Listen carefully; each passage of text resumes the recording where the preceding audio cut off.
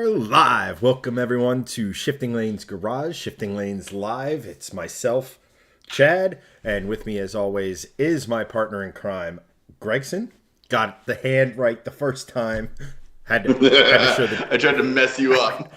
But welcome everyone to the live stream. Today is one of, which we'll touch on later. Today is one of the biggest days, and I don't think this is hyperbole, one of the biggest days in Shifting Lanes history, which I am crazy excited about. And Greg, I think you are too, even though you're an observer like everyone else in this. Yes. It's the biggest, one of the biggest Chad days in history. Yeah, I mean, sure. it's nuts. Like I said, we'll get to it in a second, but I got the Mustang back, and it is an animal. Oh my God! This thing is an absolute monster. Yes. Thank you. And as I was there live for some of that, I can confirm Chad is not exaggerating. It's pretty bananas. Yeah, this thing is nuts. Justin, thanks, man. I appreciate you. Steve, and also Justin again. How you doing? Yes. Welcome, everyone. Welcome. Thanks for joining in. Yeah, my chat just went absolutely bonkers. It's okay. In addition to the Mustang, one of our other projects is making. Yes, Steve, you just saw my O face. One of our other project cars, Greg, your car. This thing. We're right finally here. getting progress on, which I mean, Yes. Let me put it this way: I'm about 73% as stoked for that as I am for my own car. So that's a much larger percentage than I thought it would be, quite frankly. So I will take 73%. Hey, which is probably about 73% as fast. It doesn't even make 73% as Let much it happen. horsepower. Don't worry about math. Let it happen. Don't worry about math. We got Andrew over on YouTube. What's going on, Andrew? Andrew, what's up? Good to Andrew's see you again. DC, right? I remembered his name. Yes. That's we will be meeting him at Carlisle. Oh, that's awesome. He'll be there again. So next for Shift Squad, my Grand Cherokee. Hey man, keep grinding. Yes, but also no. I will help you in any way I can, as long as good vibes. Yes, Uh, all the good vibes. So, but yeah, to your point, I finally got around to logging this car, and I basically got I got a stage 2 tune from Hilton, because I have a high flow downpipe on this with a less restrictive cat on it, and when you put that on these cars, this is a P3 Volvo. It's a 2016. It's a Polestar, for those of you that don't know, if you're watching and you don't know this. You need to tune it for that high flow downpipe. Some cars you really don't. My V70R that I had from 2005, I put a downpipe on it. Those cars you should tune for maximum performance, but you don't actually have to. The OEM computer sort of tweaks everything as it's kind of needed. But these things are a little finicky. Plus, I was getting some pretty bad fuel cutoff and bad spark with the downpipe and no tune. So I put a tune on it. It's been working okay, but it's still not like maximized. The shifts are a little bit rough, and I know that Hilton tweaks the shifting software a little bit. So even in drive mode, it's a little clunky, but not horrible. Justin, thank you for the 500 stars. Appreciate it, my brother, as always. Yes. Tires very, very soon. I need them, and well, let's just say once everything's sort of vetted in and I can actually do clutch dumps and stuff like that. Yes, we're gonna baptize the parking lot at Blue Sky. So, yes, which it looks like from the appearances they've already done quite a bit, and in the shop before they put anything in. But yeah. Hey, Steve, don't even sweat it, man. Just being here is enough. Don't even sweat it. No worries, guys. No worries, brother. You're part of the supporter group. You're good. Yeah, you guys we appreciate everything.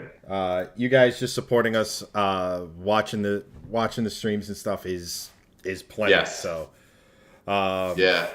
So real quick, just to finish that up, I finally got to logging this car today. which basically I just took a couple rips up the highway. I've been down the highway, logged it. And the biggest issue with this car is right in between like 4,500 horsepower, I get like a power plateau. So I'm getting the power. And then there's still something, but it's not going up as much as it should be. So I finally, it took me like 35 minutes to finally catch it, but I did finally get it on my last pull that I could possibly do this morning. And I sent it off to Hilton for hopefully a revised map. Hopefully we'll get that back within the next week or two. And then hopefully should be a lot smoother in both the transmission and the tune will pull, fully to the max power it can. Worst case scenario is the tune is good and the transmission just needs a trans flush, which should alleviate a lot of the hard shifting issues. But again, the hard shifting issues weren't there when I had the stock map on it. So I think it's probably just from the tune and the trans tuning. So again, the car's been acting fine. It's not really in bad shape, literally at all. I've been daily driving it every single day. So it's not bad at all. But finally, we have the logs. We're sending it off to Hilton. And with that said, we're going to Chad's wonderful news. Yes, which is Andrew over on YouTube said that he has an update on the Volvo S80. Before I get to my stuff, he got some news on it, an update on the S80 and the sunroof today. The mechanics got it closed, and the other news is that there is something broken inside of the sunroof. The mechanics has to order has to order a sunroof kit for the sunroof to fix the sunroof. It's at least you kind of know the Thank you, Doug. The issue there, and you can kind of get it fixed. Again, I know every Volvo seems to have something with the sunroof. I know it was an issue with the C30s. Greg, you had your issue with the V70Rs, so yeah. I mean, progress is progress. At least you won't have a swimming pool, and then inside of your car, which is good. No rust in the footwells, which is always a good thing. Yes. Doug, thank you so much for the 100 stars on Steve's behalf.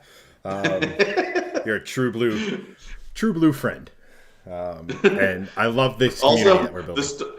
The stars giving is still funny every time. Yeah, you guys. It's still you fun. Guys are. I mean, the first one was Justin for Chad purchasing new tires. He will inevitably need very soon. Very funny. Like, you guys are hilarious when you send these. This is great. Yeah. We're trying to entertain you, but inadvertently you're also entertaining us. This is fantastic. Like, that's it's one of the coolest. It's literally one of the coolest things about this.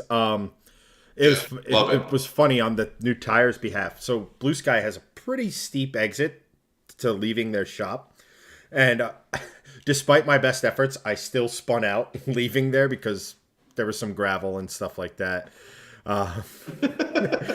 So yeah, it's pretty beastly. And then we got 100 stars from Justin, giving stars on Christian's behalf, even though he likes LS Motors instead of Coyotes.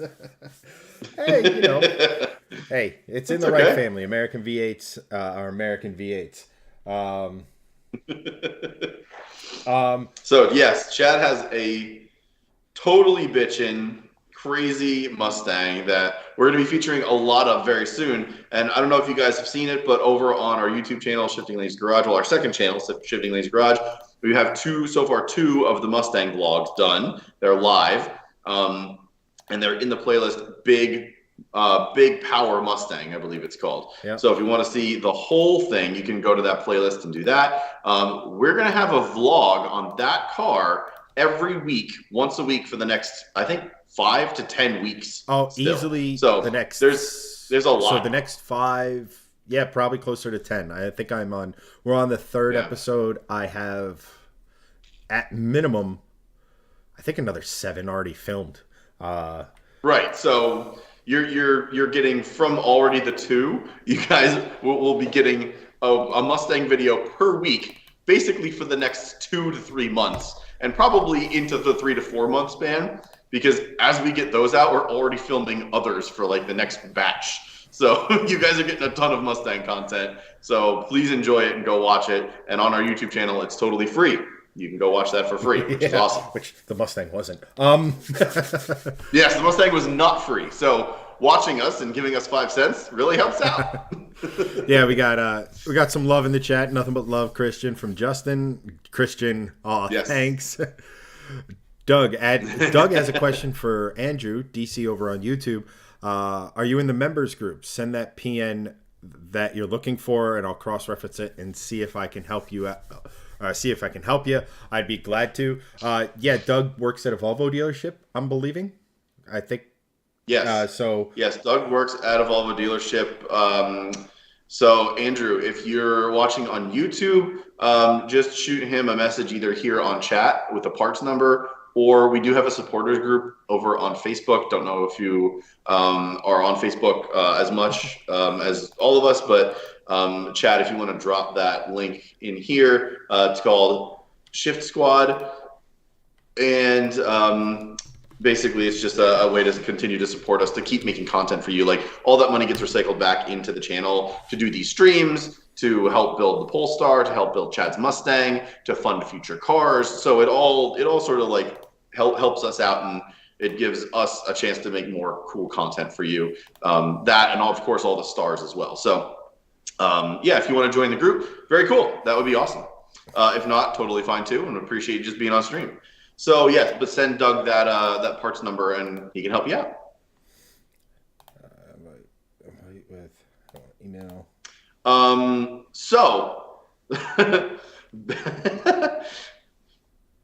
Justin, stars party. Best funny donation reason wins. I like that. That's a good one. Aaron, what's up? Welcome back to the stream, my brother. Thank you so much for joining. Haven't seen you in a while. Glad to have you back. Been busy the last month on Mondays. Yeah, Aaron's been putting in that overtime. He and I have chatted on the side about a couple of different things. But yeah, welcome back to the stream, my brother. Good to see you. You joined at a very fortuitous day because Chad's Mustang is built and it is back in his hands. So yes, sir. You will be able to see that at Carlisle this year, because he's coming to Carlisle for the first time. Mm-hmm. Won't be in the Volvo area, but of course that's totally fine. We'll all get a good group to go over to the domestics area and check out his Mustang for sure, because it's nasty. And if you don't enter the exhaust competition this year, I'm taking your Mustang from you and throwing it in the ditch. Oh, I'm 100%. Good man. I'm 100% doing it, man. I mean, I got to defend the honor of the Mustang. I mean, we won last year. Got to go again this year. That's right. I mean, you've seen it in person now, so you know just how rowdy it is compared to that one that won last year. Yes. Jesse, thank you so much for the stars, by the way. Appreciate you, man. Michael, welcome. What's up, Jesse? Good to see you. How are you doing today? Yeah, it's pretty awesome. So I think we do have a topic from the Shift Squad. DC, I saw your comments. I'm going to have to troubleshoot that in a second. Get you the right link, or Greg might be able to, because... So what link are we looking for? The Shift Squad link. I tried sending the invite, but I guess it's not working. Okay. It won't let him. Yeah, I'll post it on YouTube. Yeah, and then Andrew, if you're on Facebook, you can always just comment in Facebook at Doug, and he could probably DM you or something like that to help you out. Yeah, and everything there. But I actually, since we're kind of talking about it, and again, like I said, we have a question or topic this week from Casey Kelly Christopher French, who's one of our supporters that we're going to get to. Yep. I just want to make sure he's actually here before we actually start talking about it. So yeah. But for your viewing pleasure, chat, let's do this. And Greg might echo. It's just I haven't figured out a way to get this to work correctly. I will go ahead and mute while you play it. Go for it. So, but here's a little sneak peek from the Dyno Day, gentlemen.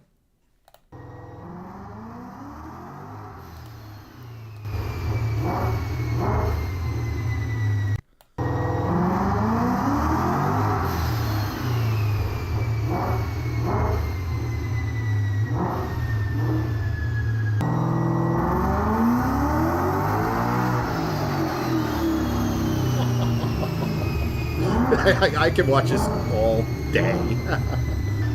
This is arguably the most rowdy, by the way, chat. That was our max power run with the everything connected in the street tune.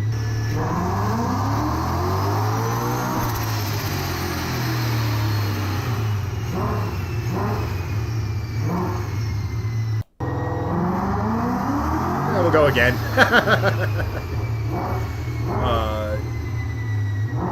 Alrighty, so.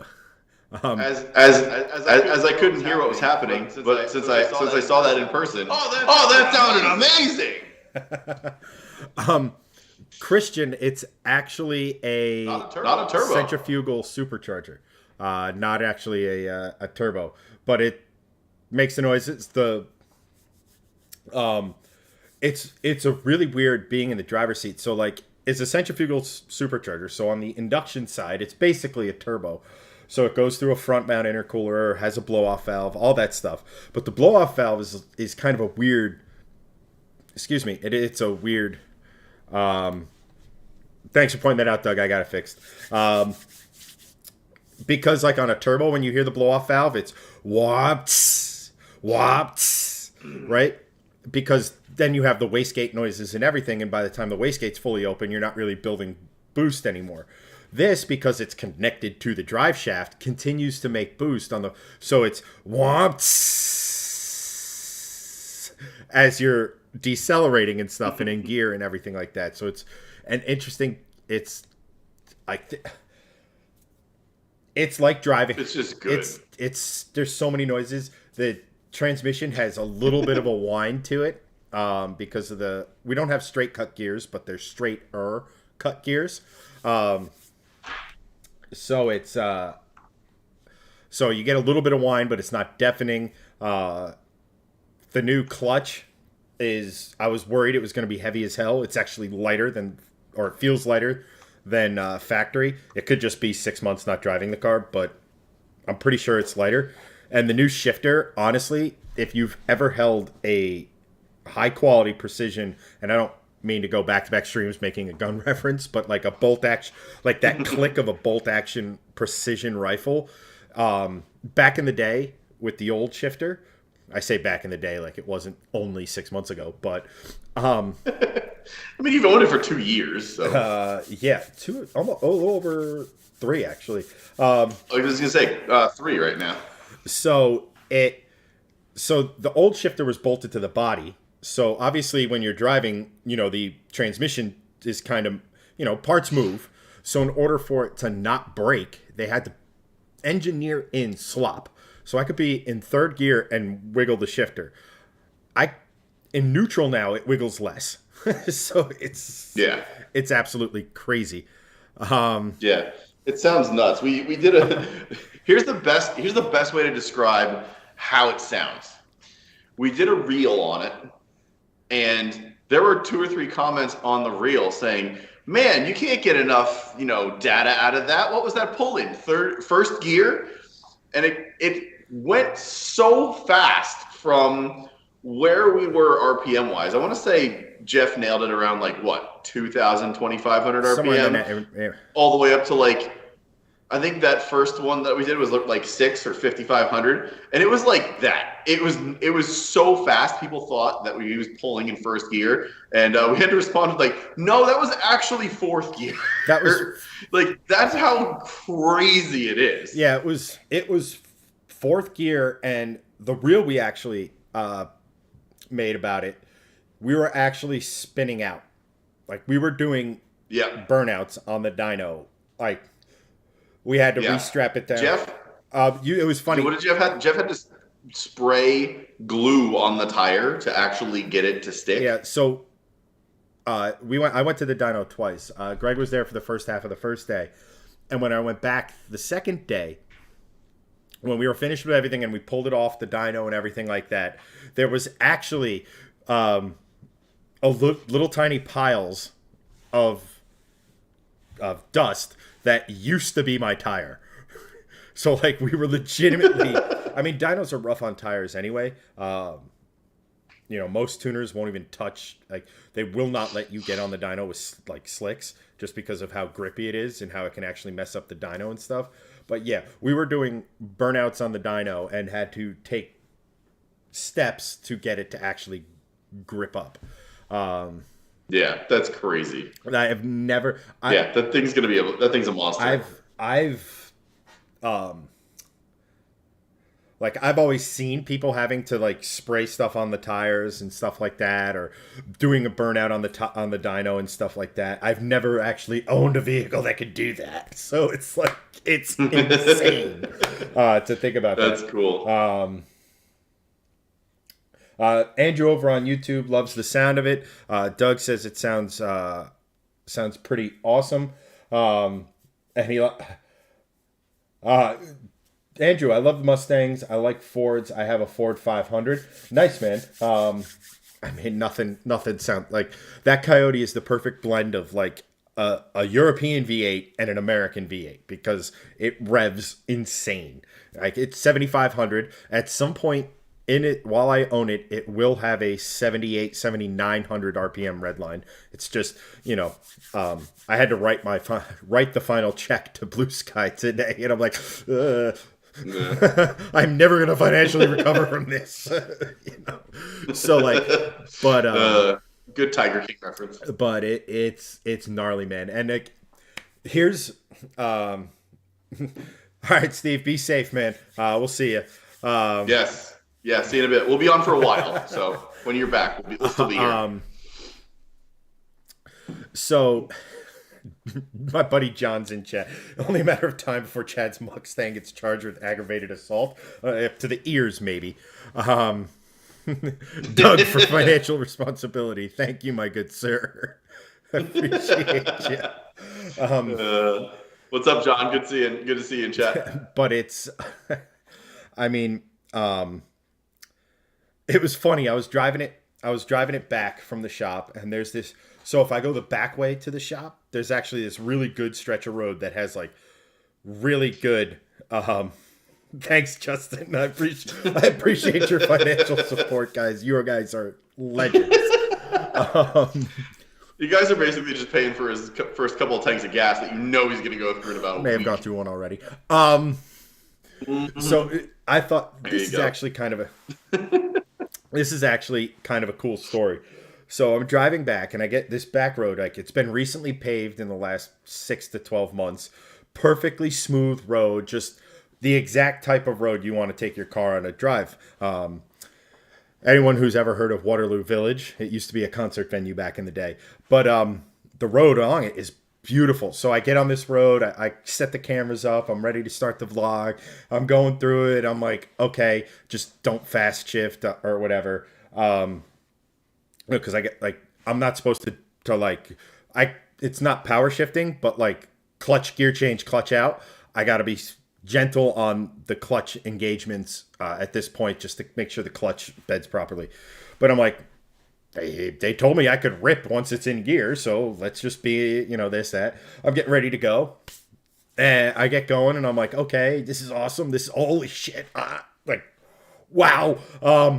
This is amazing. And then I catch up to a car, and that car is in front of me the rest of the way home, so I can't really enjoy the drive as much as I want.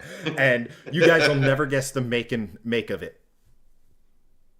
I was being punished by the Volvo gods for selling my Volvo, and I was stuck behind it. I think it was an old XC90.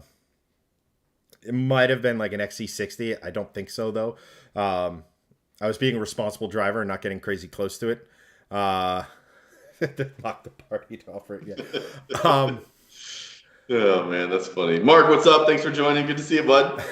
And Doug and Doug sending stars on behalf of Steve for being a good boyfriend and taking his old lady to work. So good job, man. And basically saying that Steve's a stripper. So appreciate that. Good job. But yeah. Well, I've pinged Casey a couple times in the Shift Squad group. Hasn't responded, but I think we should get to his topic because it's a really good topic, and I think it'll basically give you guys something to chat about in chat and sort of chat with us about. So the The stream topic today is from KC from the Shift Squad group. And if you're watching this now or later, again, Shift Squad is the group that's the extra supporter group for us over on Facebook.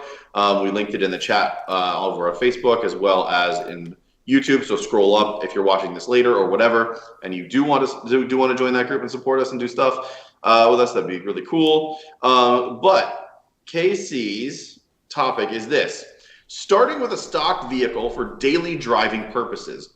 Do you start with one of three things? Power adding mods, traction / grip / braking mods, or cosmetic only mods. And he does clarify with this. He says you have to have your car as stock. There's no price point for the car. So you just have a car that's bone stock from OEM, right? We will assume the funds are limited to $5,000. So you get your car, your daily driver car, and you get $5,000 to throw at it. What are you doing? Power, handling, braking, grip, because obviously like suspension, sway bars, tires, wheels, brakes, that kind of thing. Or are you doing aesthetics, carbon fiber, body mods, whatever? So of those three categories, what are you doing? That's the question of the day. And it's a really good one, mostly because Chad just built his Mustang. So obviously he had his car. He had it stock, and he went the power route. And first, Chad did headers and a tune, and all that stuff sort of, cost him around similar money to that. And then obviously he just did the bigger build, which cost more money and everything. But so Chad took the route. Right. But the fact is, you took the power mod route. Mm-hmm. You didn't do anything body wise. You didn't do anything handling wise, because your car came with the performance pack. So you had a good handling basis for a car. Also, S550 Mustangs and newer have independent rear suspension. They have big, gigantic, wide, sticky tires. They have excellent brakes. So you have a lot of that stuff already done sort of to your car from either OEM or OEM Plus, if you will. But the argument I was going to make was, what about someone that has like a Miata for a daily driver, or something that like a WRX, right?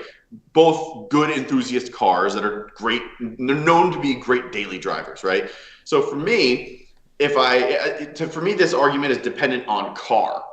If you have a Miata per se, I would personally go with handling and aesthetics. Mostly handling stuff, because Miatas are legendary for how they handle, but they all have tons of body roll. So upgraded suspension, wheels, tires, and bars. Do that to a Miata on a back road. It is an absolute assassin, and guarantee you will have so much fun in that car. If you have a WRX, personally, I think that has a decent amount of power, but I think you could actually sort of break it up into all three categories for a WRX, because the mods over there are cheap enough that $5,000 can get you a lot of stuff. You can get a couple of aesthetic pieces, maybe some carbon fiber. You could probably get an access port and a Cobb tune, which would be great. Or you can go, open source tune, go to a local shop and have it tuned. Our friends over at Prime Motoring that I've done all the dynos on my Volvos with, as well as Chad did the C30 with, they're a Subaru specialty shop. They would be able to tune your car for you and whatever. But also, I can confirm, suspension and sway bars on a WRX is insane. Just that. So for me, it's dependent on car. I think Chad went the perfect route because he already had a great baseline. Power was definitely a better way to do it for him.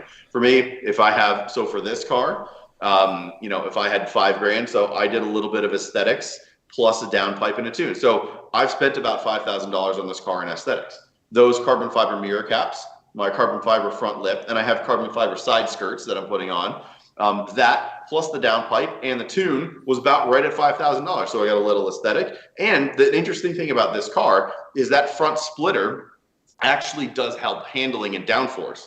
A lot of cars that give you carbon fiber add-ons and stuff like that, especially like very basic carbon fiber add-ons, don't really help. But on these cars, the Polestars, they actually do provide from Polestar itself about a 30% downforce increase on the front end. So it is a functional thing. If you're on a track, it will help front end grip, which is cool.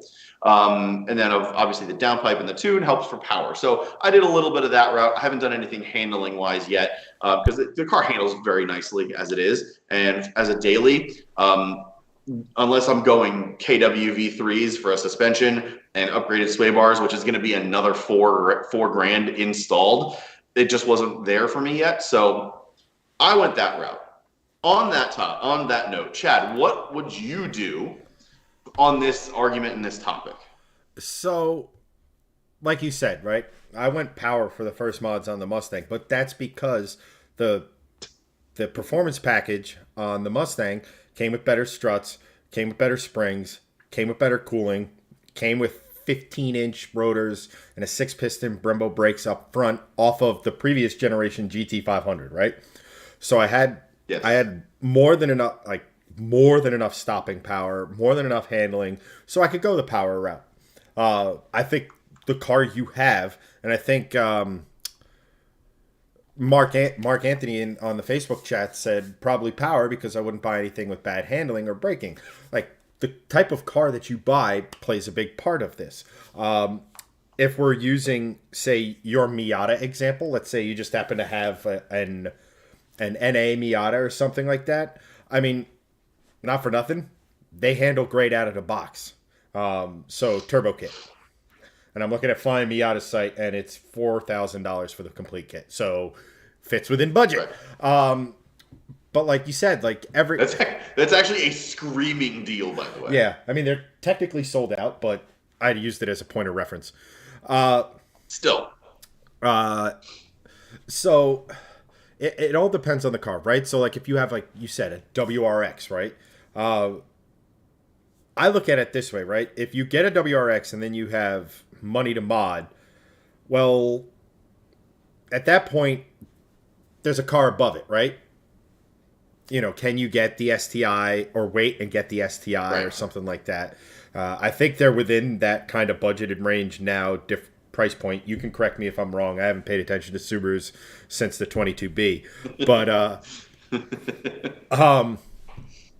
it depends on the car. So here's another perfect example of that, right?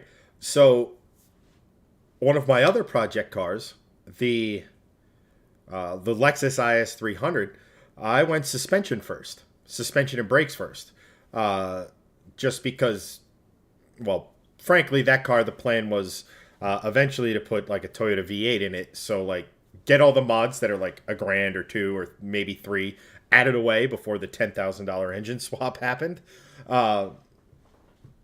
So there's that. The C30, I gradually increased power, but in the middle of adding power, I did Bilstein shocks.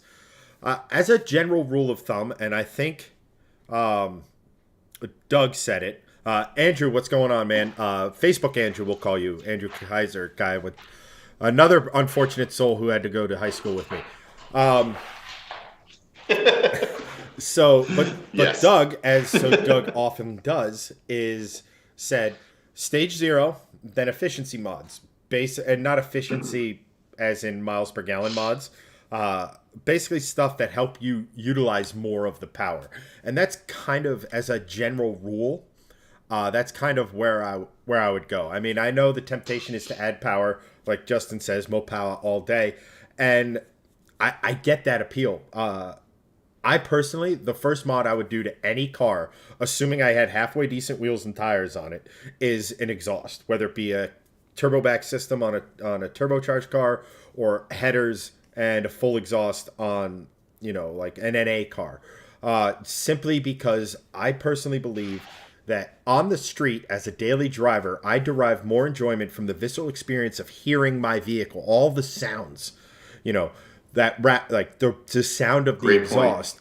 Point. I feel that a lot more, because let's face it, we're not, we might take it out on the weekend and enjoy a good road, and you'll have your fun and everything, but 90% of the time you drive it, you might have an open stretch on your way home from work, you nail it, and you get that joy from the exhaust or something like that.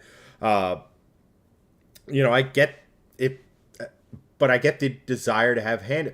It really boils down to the car. But like for me, I honestly, unless the wheels are hideous, unless the tires are dry rotted or just God only knows when the what brand they are, right? Um, I would go exhaust. But just again, because we're car guys and we want that visceral experience, and that's something you can Yeah. access without having without needing much. Yeah, I agree with that. I think exhaust is a great shout, literally, because it gives you that visceral experience. It gives you part of the reason probably why you bought the car if you're an enthusiast. So, a lot of cars you don't need an exhaust from factory. Two great examples: E63 AMG wagon, or E63 AMG, or quite frankly any AMG sedan or wagon or anything. They just sound gnarly from factory. They really do. And they have a baffled exhaust. So you can have quiet mode, nice neighbor mode, keep the kids asleep mode, or you can have super loud, rowdy mode. And they sound awesome from factory. They really do. That is a car you really don't need to put the exhaust on. Same thing with Chargers and Challengers, the Hellcats or Scat Packs. Both of those from factory sound pretty fantastic. They don't mess around with how the car sounds. It's part of the whole experience of why they make those cars in the first place. So it depends on the car. WRXs from factory are very quiet. Ask me how I know. Same with So Mustangs. I literally, Same with my Mustang. yeah, your Mustang was actually shockingly quiet from factory. Well, From not mine. what Well, from or not factory, yours, yes, but your gen. yeah. Because I've driven basically every model of S550 Mustang just from doing the press stuff. Base GT, EcoBoost. I think I haven't driven the V6, GT350, Performance Pack, and the base GT basically sounded like a vacuum cleaner. The only noise was from the engine when you really got on it. There was almost no exhaust noise from that car, Yeah. which is pretty crazy to think about. But I mean, certain cars really need exhausts to bring out the life of them. Subarus, especially WRXs and STIs, great example of that. They sound very subdued. And once you put a really nice exhaust in those cars, you get that big Subi rumble that everyone sort of loves. And even the newer ones with the equal length headers, they have they have a really nice sound with a good exhaust on them. So I think that's a really excellent call for part of your money. So you've heard what we said. Now let's see what Chad has to say. They agree with us on everything. Oh, that's why they're the best chat on Facebook. Andrew on Facebook, tires, suspension, brakes.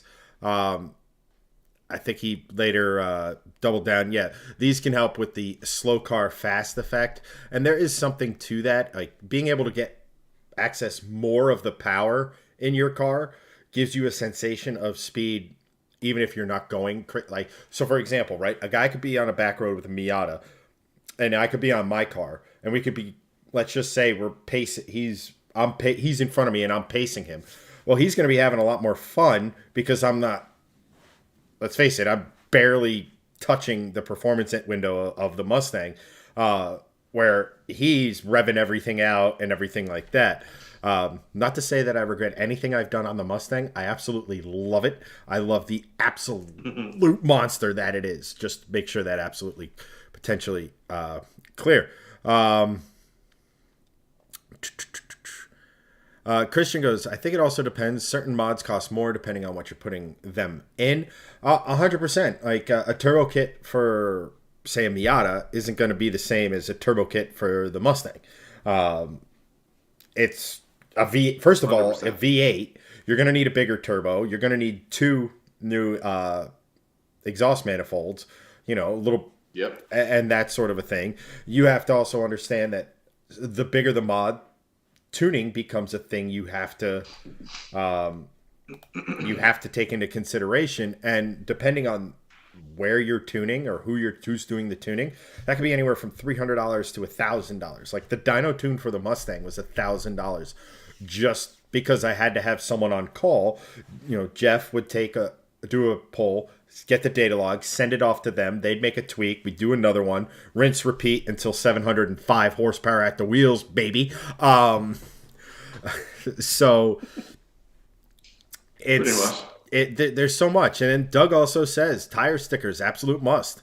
And then Yes. and then Justin, I agree with this sentiment. There's just something about putting your foot to the floor, the rear end breaking loose, gripping the steering wheel for dear life, and trying to keep the car in a straight line that makes you feel alive.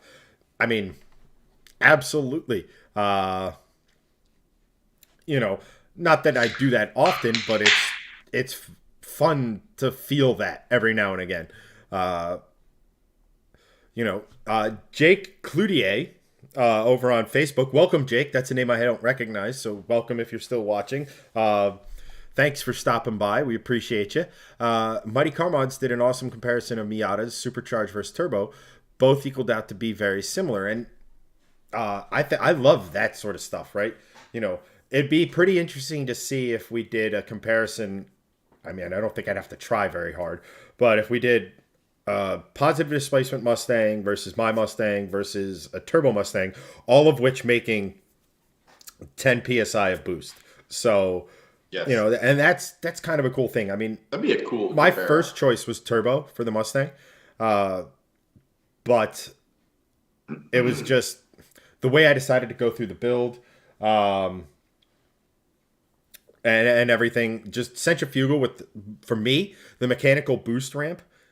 I love that. I love that it mimics the way a Coyote feels. So it just builds and builds and builds to this crescendo. Then you shift and it does it all over again. It's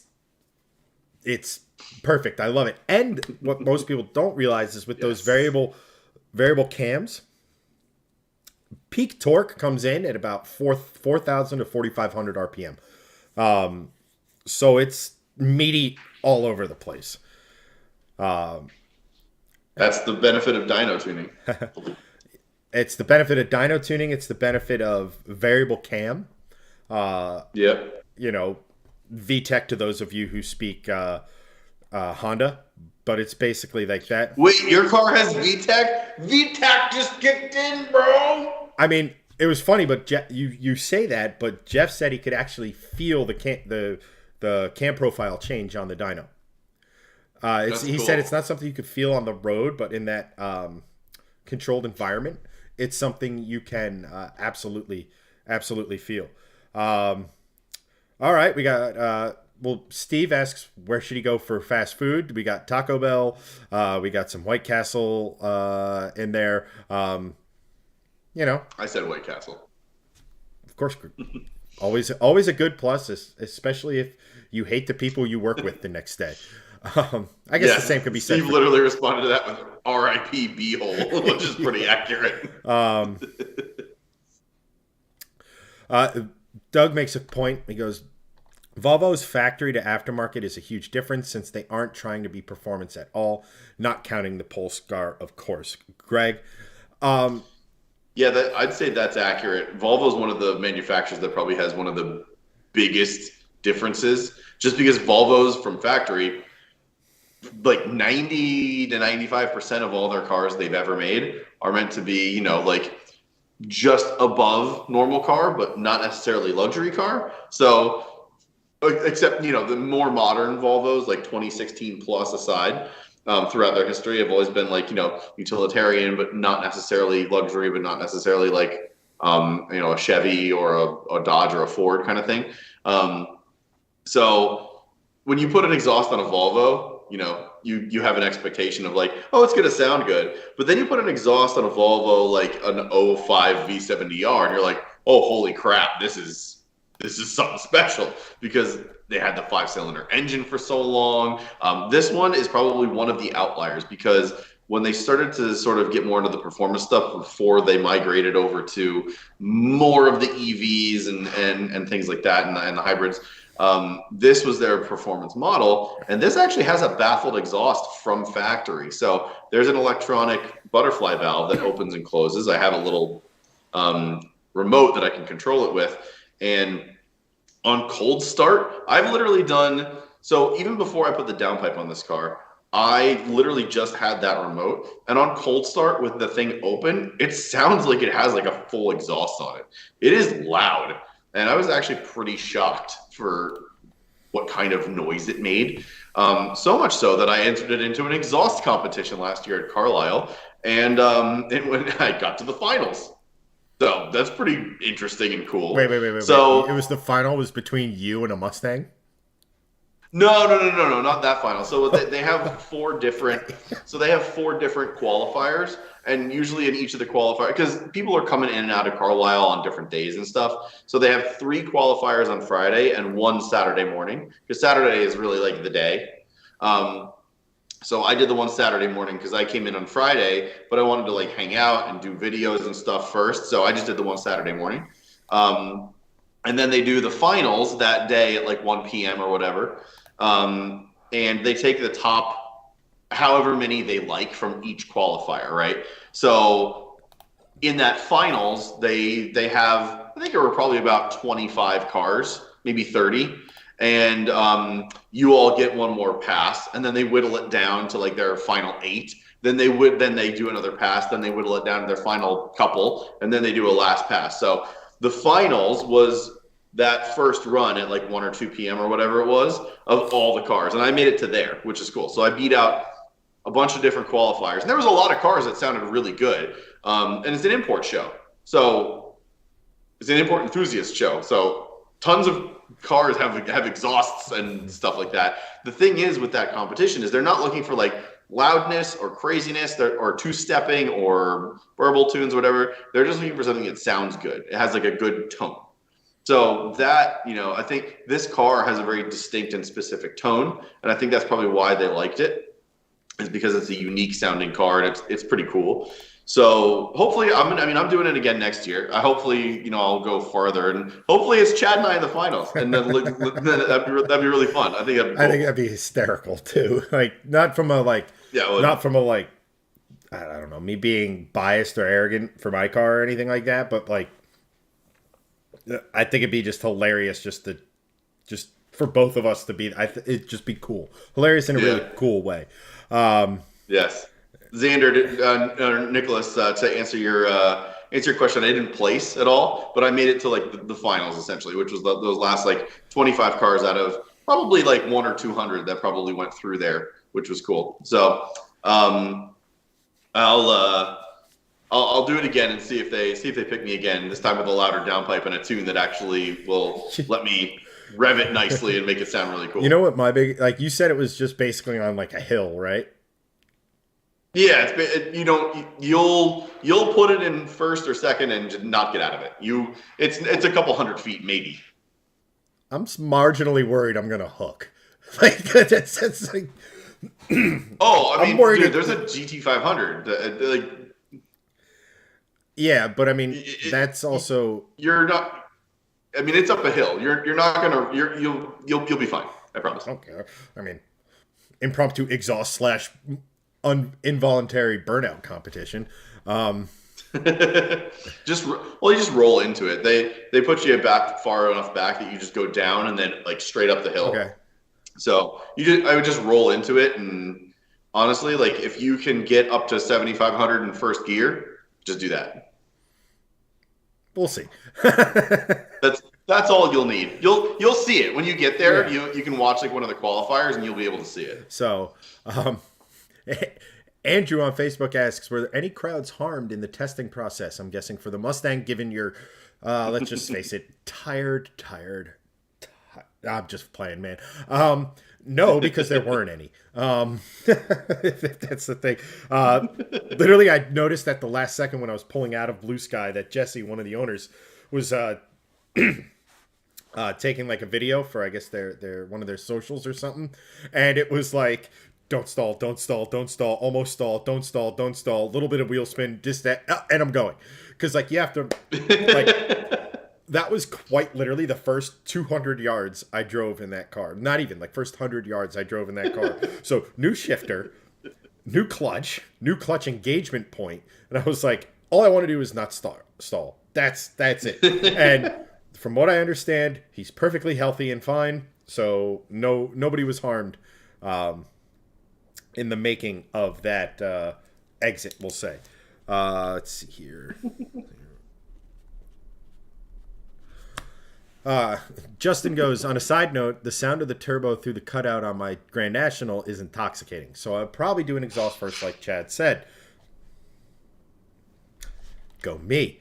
And anyone who was wondering on Steve's fast food decision tonight, Christian McGraw won him over with Taco Bell. Godspeed, my friend. Talk about RIP butthole. Yeah. Sometimes it needs to happen, man. I got a funny White Castle. I have a funny White Castle story that might be. I mean, we got 16 people watching. This might cause it to plummet, but about 3-4 years ago, I was, we'll just say, backed up. Nothing was working. Went to White Castle, and the next day it was fine. So you know, it works. It happens. Casey, what's up? Welcome back, my friend. Thanks for joining. We just went through your topic about what exactly we would do for the 5K budget, essentially. So Chad and I had differentiation of what we thought. Chad had other potential things. Great topic, really good topic, because one of the things that I've been sort of playing around with is, what do you do if you have no sports car, no second car, whatever, and you have to have just a daily driver as your enthusiast thing? But you buy that and then you want to mod it. So what do you do essentially? And 5K is a perfect thing. Do you buy wheels and tires? Because you can spend 5K on wheels and tires, and they will be gorgeous wheels and they will be fantastic tires, right? 5K on wheels and tires is actually not a bad way to spend money, because you can save weight, look great, and get better, wider, stickier tires and grip. For a daily driver, that's win-win-win. For 5K, you can also do an LS swap and a Miata, which Chad had found out. The kit sold out, but you know, whatever. Turbo for kit. 5K. Wait, I turbo think Doug kit, said the LS swap and a Volvo for 5K. Yes, he did. Yes. But also, you know, for 5K, you can put a pretty sick suspension in almost any car. You can get, you know, a set of really nice KWs, some, you know, sway bars, and probably have some left over for maybe a tune in some platforms. So really great topic and really great thing to talk about, because you have so much that you can do with that amount of money with a daily, especially. And my argument was it's dependent on car. So Casey, thank you. Great freaking topic. And Casey, being the newest member to Shift Squad, what an awesome topic to start with. Really, really good one. Yeah, that's, I mean, let's face it. I don't buy a car without planning to mod it. It's just who I am. Right. So, like, that's right in my... Daily or not. Yeah. I mean, that's right in my wheelhouse. I absolutely love talking about that sort of stuff. I love doing, you know, looking at different types of cars and how I would go about it. It's pretty cool. Yeah. I mean, if I'm actually spending, so Casey, just so you know, so this is my Volvo V60 Polestar. I basically bought what's behind me. You can see the mirror caps. They're carbon fiber. I have a carbon fiber front lip, and I have carbon fiber side skirts that I need to install still. I just didn't install them yet because it's winter time. I didn't want them to get too nicked up. But I went aesthetics for that, but also the front splitter, the carbon fiber front splitter that I have, is actually functional for about 30% of extra downforce on the track should you track the car. So it's aesthetics, plus it is functional for handling, which is great. I also bought a downpipe and a tune, and that basically was about $5,000, which was cool. And that's a perfect example of that.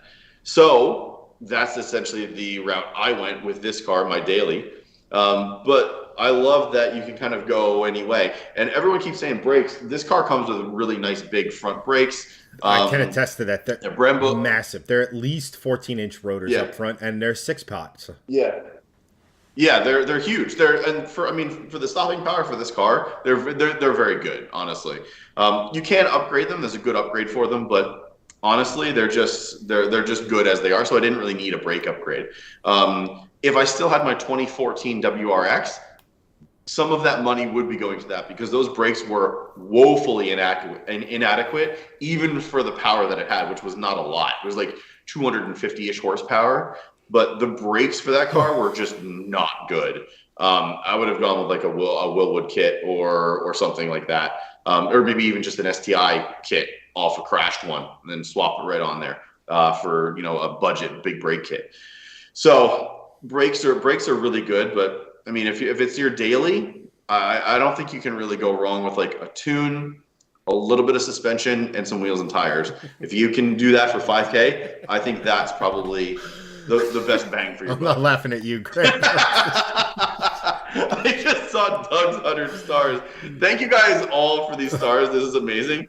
And it's still funny every time. It keeps getting Doug's funnier. last two donos, they both are for opposite ends of the gastrointestinal scale of problems. Yeah, I saw 100 for a McChicken to basically give you a colonoscopy, and 100 for Steve to end his colonoscopy. Yeah, I mean, we might as well just buy Super Colon Blow at this point. Mega colon blow. Yeah, I mean, the conversation is like that stuff's so cool because, like you said, it's so vehicle dependent, right? So, like, if I got a base GT Mustang, probably my first mods would have gone the stopping, gripping, and handling route. But again, because I sort of had the mods from factory, so to speak, for Pepto for Steve. Nice one, Justin. Thank you so much for the star. Yes. I don't care what anyone Steve says. We'll be donating to your PayPal soon. Yeah, the GoFundMe. Yes. And thank you, Casey. I agree. They are beautiful. Love it. I love this car. So, and Andrew also says with like brake upgrades, upgraded rotor, slotted would be the way to go. Drilled and slotted or drilled brakes in general, if you really heat cycle them, are prone to cracking the rotors. Yes. Just because, think about it, right in that. Okay, given the stars donations, this is going to seem way out of line, but let's put our, over 60 thinking cap. But if you think about it, you have this hole where air passes through. I can't say that. I'm just looking at these donations, and I just can't get through it. Don't say hole where air passes through. Okay, a cooling vent, right? And so the temperature around the vent itself is less than the rest of it, so that heat dissimilarity can lead to microfracturing and sometimes rotor failure. Slotted is the way to go, and a good aggressive pad if you really want it. If you plan on cleaning your wheels every day, a nice aggressive pad. Yes. My pain is for your stars. We appreciate your sacrifice, Steve. Yes. Your sacrifice is noted. Justin, to help Chad explain what he's trying to explain. Oh, God. Chad, use less words. Justin will send 100 stars until you figure it out what you're trying to do. Oh, God. There's no recovering from this. EBC pads are very good. That's a good shout. I think, who else is it? Nicholas Zander. To anyone who's a Subaru enthusiast or knows late model Supers, do you know by chance if a 2.0-liter turbo will fit on my 17 Impreza Sport? I always thought the Subaru 4-cylinders were pretty Lego, but this is going back to when they only did one or maybe two. I don't know much beyond like the FA24s and things of that nature. So, well, if it's a 2017 Impreza Sport, you have an FA20 in there. So the 2.4-liter turbo. Entertain for a moment. I will be right back. Yeah, I was just about to do that to you, but I'll go after you. So I'll do this first. Spread the gospel of the Subaru and the vape. Yes. So 2.4-liter turbo will fit on my 17 Impreza Sport. With enough money, yes. Anything will fit if you want it to. I would try to go for a turbo that is of more similar to your engine size. So any turbo off an FA20 WRX would probably be best. would be the best bet for you. But honestly, I would just look for and I don't know what they are. They may still be TD04s, but honestly, just a normal TD04 turbo would work fine. If you're looking to boost an Impreza Sport, anything, because you have an NA engine, and any turbo you slap on there is going to be a nice little power bump. So a 2.4 might. I don't really know, but the FA20 2-liter turbos probably will mate up relatively well, because I believe you have an FA20 motor in there, so you should be fine with that. So, you know, like, to put Steve's cat down, that's brutal. Oh man. None of these are not funny. That's brutal, but really funny. Oh man. Wait, what is that? Casey says to sell your car and get a better base vehicle like an Evo. I actually agree with that. I would say sell it and get a better car rather than just slapping a turbo on your car, because if you slap a turbo on a 17 Impreza Sport, you're losing a lot of the resale value, because you're only going to be selling to an enthusiast at that point, quite frankly. Well, we're talking about this shit, all this shit I didn't need Taco Bell. It's okay. It's all right. That's what we're here for. It's all fun and games. Yeah, I mean, honestly, I would say just try to find any turbo. It's going to make the car better, but I would say best bet is to just sell it and get like a 2015, 2016 WRX. I think it'd be that's a better investment than throwing money in a turbo. Well, it's interesting. Nicholas says, I just like to be different. Our buddies down at Prime Motoring I forget what town it is. I'd say Wallington. I think it's Wallington, New Jersey. Which again, I don't know if you guys heard, this is where I get all of my dynos done, because I have an all-wheel drive car. They have an all-wheel drive dyno. I know the tuner. I don't know him personally, but I know the tuner over there, JR. He's very well known in the Subaru community. They've built tons of Subarus, 8-second cars, done TX2K a bunch of times. They know what they're doing. They built what's the hatchback, lifted hatchback? XV. They built an XV Crosstrek, I think, with a full like WRX engine and driveline in there, and the thing just rips. It's absolutely nasty. They built it for a customer, lowered it. It's sick. It was so cool. But they did the whole nine on that car, and it was worth every penny. I think it made like something like 500, 600 horsepower with the wheels and the dyno. It was so cool. So if you want to do it, you can. You just got to have the funds for it. But for me, I would sell your 17 Impreza Sport and get like 1 or 2 years prior, or even the previous generation of WRX or STI if you could swing it. That would be my opinion on it, honestly. Who asked this? What should you do if your friend has a faster car than you, but doesn't seem to know how to actually drive it? Steal it from him and show him. Justin says sabotage. What I would do is, honestly, take your car that you know is faster, bring him out to a track day or drag strip day, just show him. I mean, just because he has a faster car doesn't mean that they can point it in a straight line and go. It takes some skill to actually like do a good pass and a good pull. So I would just say, or show him how to drive it if you can. See if you can get him to let you drive it. That'd be my thing.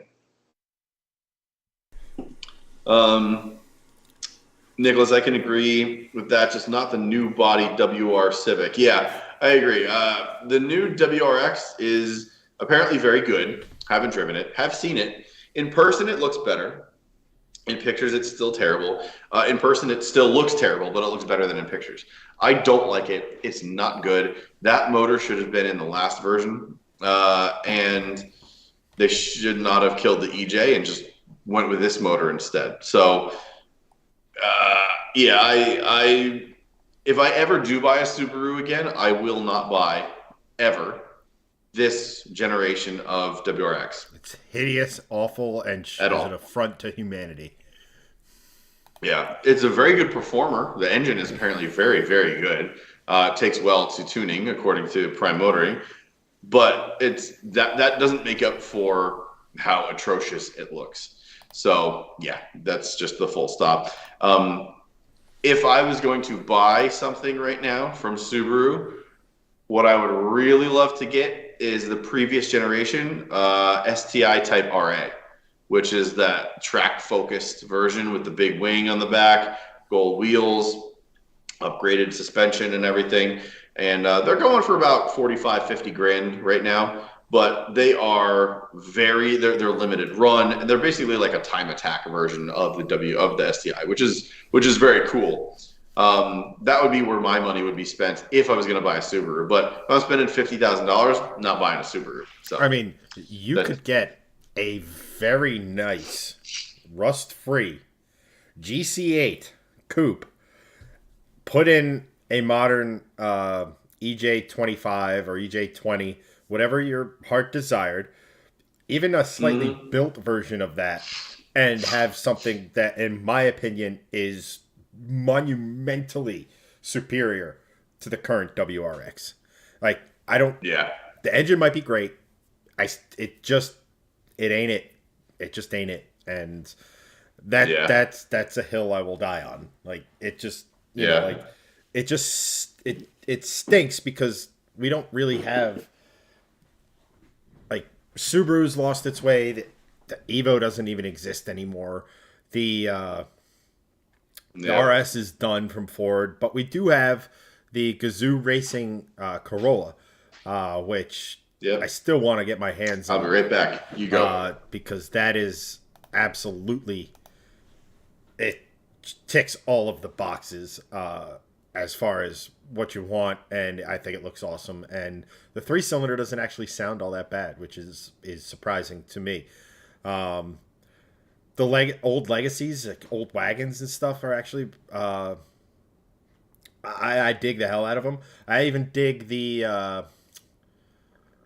what is it? Mighty. We were talking Mighty Car Mods earlier. They're doing a Lavorg, which is, I guess, the wagon variant of the Impreza now, with built H6, like EZ30, I think is the designation on those.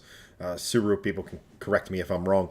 But full STI swap underneath, like, that's cool as hell to me. But like the new stuff, just the newest one, Subaru lost its way. Like, I think they're trying way too hard to be mainstream, and you could, as Honda is proving with the Type R, you can be true to your enthusiasts, but not and still be mainstream. They could still sell a crap ton of CRVs and still make a Type R. They don't have to make one car that is the seat for every single ass, so to speak, keeping on brand with today's stream, apparently. Let's see here. Steve would do unspeakable things for a rust-free running first-gen Legacy RS. I mean, I don't think it was an RS, but this is going back to when I was like, single digits, so almost 30 years ago. My father had a Legacy wagon, and I always thought that was pretty cool. And I love the new Legacy wagon that Pastrana had built for Gymkhana. I think that was dope as hell, and I love the retro feel to it. The old US Ski Team livery that was modified for him. I think that was awesome. Doug donated another 100 stars for Steve's unspeakable things. Thanks, Doug. Appreciate it. I mean, you're just you're at the top of the leaderboard, and you are a legend. The legend of legends, we'll go with. Xander goes, I feel like saying Subaru, go home, you're drunk. I agree. Again, it's just them losing. They've kind of lost their way, which is sad. But unfortunately, they're playing the what is it game? The bean counter, the accountants got involved, and where Toyota, who for most of my lifetime, I mean, they made the Supra, which was cool, and they made a couple other things that were okay, uh, but they were mostly bland, boring, basically Camrys. Uh, is now making almost a rally spec Corolla hatch, like, and Subaru to kind of go the boring sort of. It's sad to see, but at least there's something out there to fill that need, even if they are pretty crazy expensive for what they are at the end of the day. Um, Tuck, it's all for fun. I don't have time to have a social life. Well, hey man, we appreciate you no matter what. Glad you guys can hang out. And again, I said this last week. It's pretty cool the little community we have growing over at Shift Squad, and seeing you guys like. So I'll pop in and look, and you guys are talking amongst yourselves. I think Steve posted someone's making a half an LS crate motor. Well, so a 4-cylinder, which is pretty cool because they used to do stuff like that for midget racing. They might even still do, although I think purpose-built like 4-cylinders are kind of taking over for that. But they used to lop small blocks and even early LSs in half to put and go racing. So I think it's cool that they're actually making a crate motor for it, which again I think might be kind of a reaction to losing some of that to these other 4-cylinders. But again, it's just cool to see you guys just having conversations all on your own. You're growing up so fast. It's just really cool. Don't forget, they technically made the glorious sounding SC400 from Justin. Yes, the SC400 had so much potential because if you really want to boil it down, it was a extended wheelbase version of the Mark IV Supra, which should tell you the level of engineering that went into the Mark IV, that they really only just extended it and it was good enough to be a Lexus. The 1UZ, which is the engine in the LS400, or I'm sorry, SC400, is one of the greatest V8s to ever come out of Japan. It was my motor of choice. Again, we were having the conversation over on Shift Squad. I miss my IS300 because that's what I wanted to do with it. I wanted to put the 1UZ in there, get some head work, put some better cams in there, put long tubes on it, and have like 400 to 450-ish naturally aspirated horsepower. Because that engine is so good. It was so ahead of its time. And like most things Toyota of the era, so ridiculously over-engineered. Christian goes on the half an LS. It's just end L. Oh, I get it now. It took me a second. Half an LS is just an L. I thought the last train is coming to the station. If I can keep the 4-wheel drive and have the money, damn right I'd do the swap. I mean, 4-wheel drive in general, if you're going pure 4-wheel drive, if you could make sure that you have room for the drive shaft, is pretty simple. It's not like some of these all-wheel drive cars, like say Greg's old V70R, where it's all encapsulated sort of in the transmission and stuff itself.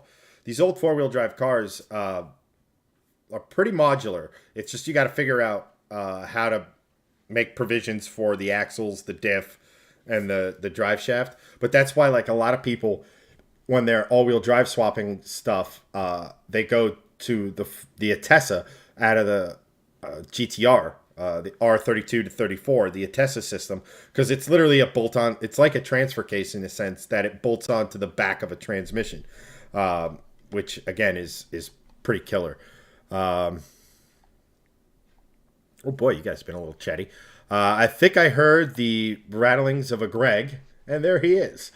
I'm not here. It's all a figment. It's all a dream. It's Dallas all over again for those of you who are in your 40s.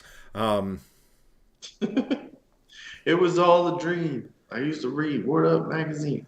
Or for those of us in our 30s and 40s and liked Notorious B.I.G. I was like, how did you go from Dallas to Biggie? Like, that was interesting. Every time I hear it, it was all a dream. Biggie is all I think of. Christian This is goes, the first thing I think of. Christian goes, it's kind of wild. I liked your page a long time ago, and now you guys are like famous. I don't know if we're famous, but it is cool to see. Famous. It is cool to see where we are now. Like, every now and again, I'll get updates and like how stoked we were for our first 10,000 subs on YouTube, and how stoked we were to get to 50, and we're knocking hopefully on the door of 100 by year's end, and things like that. We have a second channel. We have this live stream and stuff. It's just cool to see how the brand has grown, and that's, to not just our supporters, to not just the OGs who were with us when Greg got his first V70R, but for all of you guys who are watching and stuff. Like, it's thank you. My Mustang does not exist in any form without you guys, so I appreciate that. Right. Neither does this. Like, I got to own an Aston Martin for a year because of you guys. That's cool. That's cool. Yeah, and I mean, and it's cool to. It's like, oh, you go. I mean, it's really cool that you had the Aston Martin. That was a famous YouTube car. That was Doug DeMuro, Tavares, you, some random schlub, and now back to Tavares, which I think is pretty cool. I'm actually looking forward to some of the content he makes with that. But it's just and a guy like Freddie, who doing shifting lanes is something, I personally never would have had the chance to meet him. I think you met him outside of shifting lanes, but no, it was through shifting lanes. So and that's just like speaks to like networking, honestly. Like the whole thing with like how I met Freddie was, we started as a website, and you can still go to shiftinglanes.com. Like, it's still there, right? I would really love to re-up that website, honestly, and do more car news and stuff, but do it through like email, so that everyone just gets like car news in their email every morning or twice a day. And that's how we make money through that. Like, that's how I would love to do it. Writing and doing car news and just making money through the website, like with display ads, like what used to be, right? I think that'd be really cool. Not really a feasible thing right now, but in the future, it definitely could work. But we started as that website, right? And we were like, that's the whole reason why our Facebook page is big, because we were like using the money from the website to buy ads on Facebook and get likes for the page and stuff. So, we got it to like 1 million viewership, page views, and we're like, oh, this is awesome. Like, we didn't realize we could do this. So I had, when we started to get a little bit bigger, I reached out to a couple of people at Jalopnik or just in the area, and we were trying to like get in with press associations and figure out how we can like do stuff. So we got into the whole press car side of it because I had done some research, and we found out that IMPA, which stands for International Motor Press Association, or IMPA.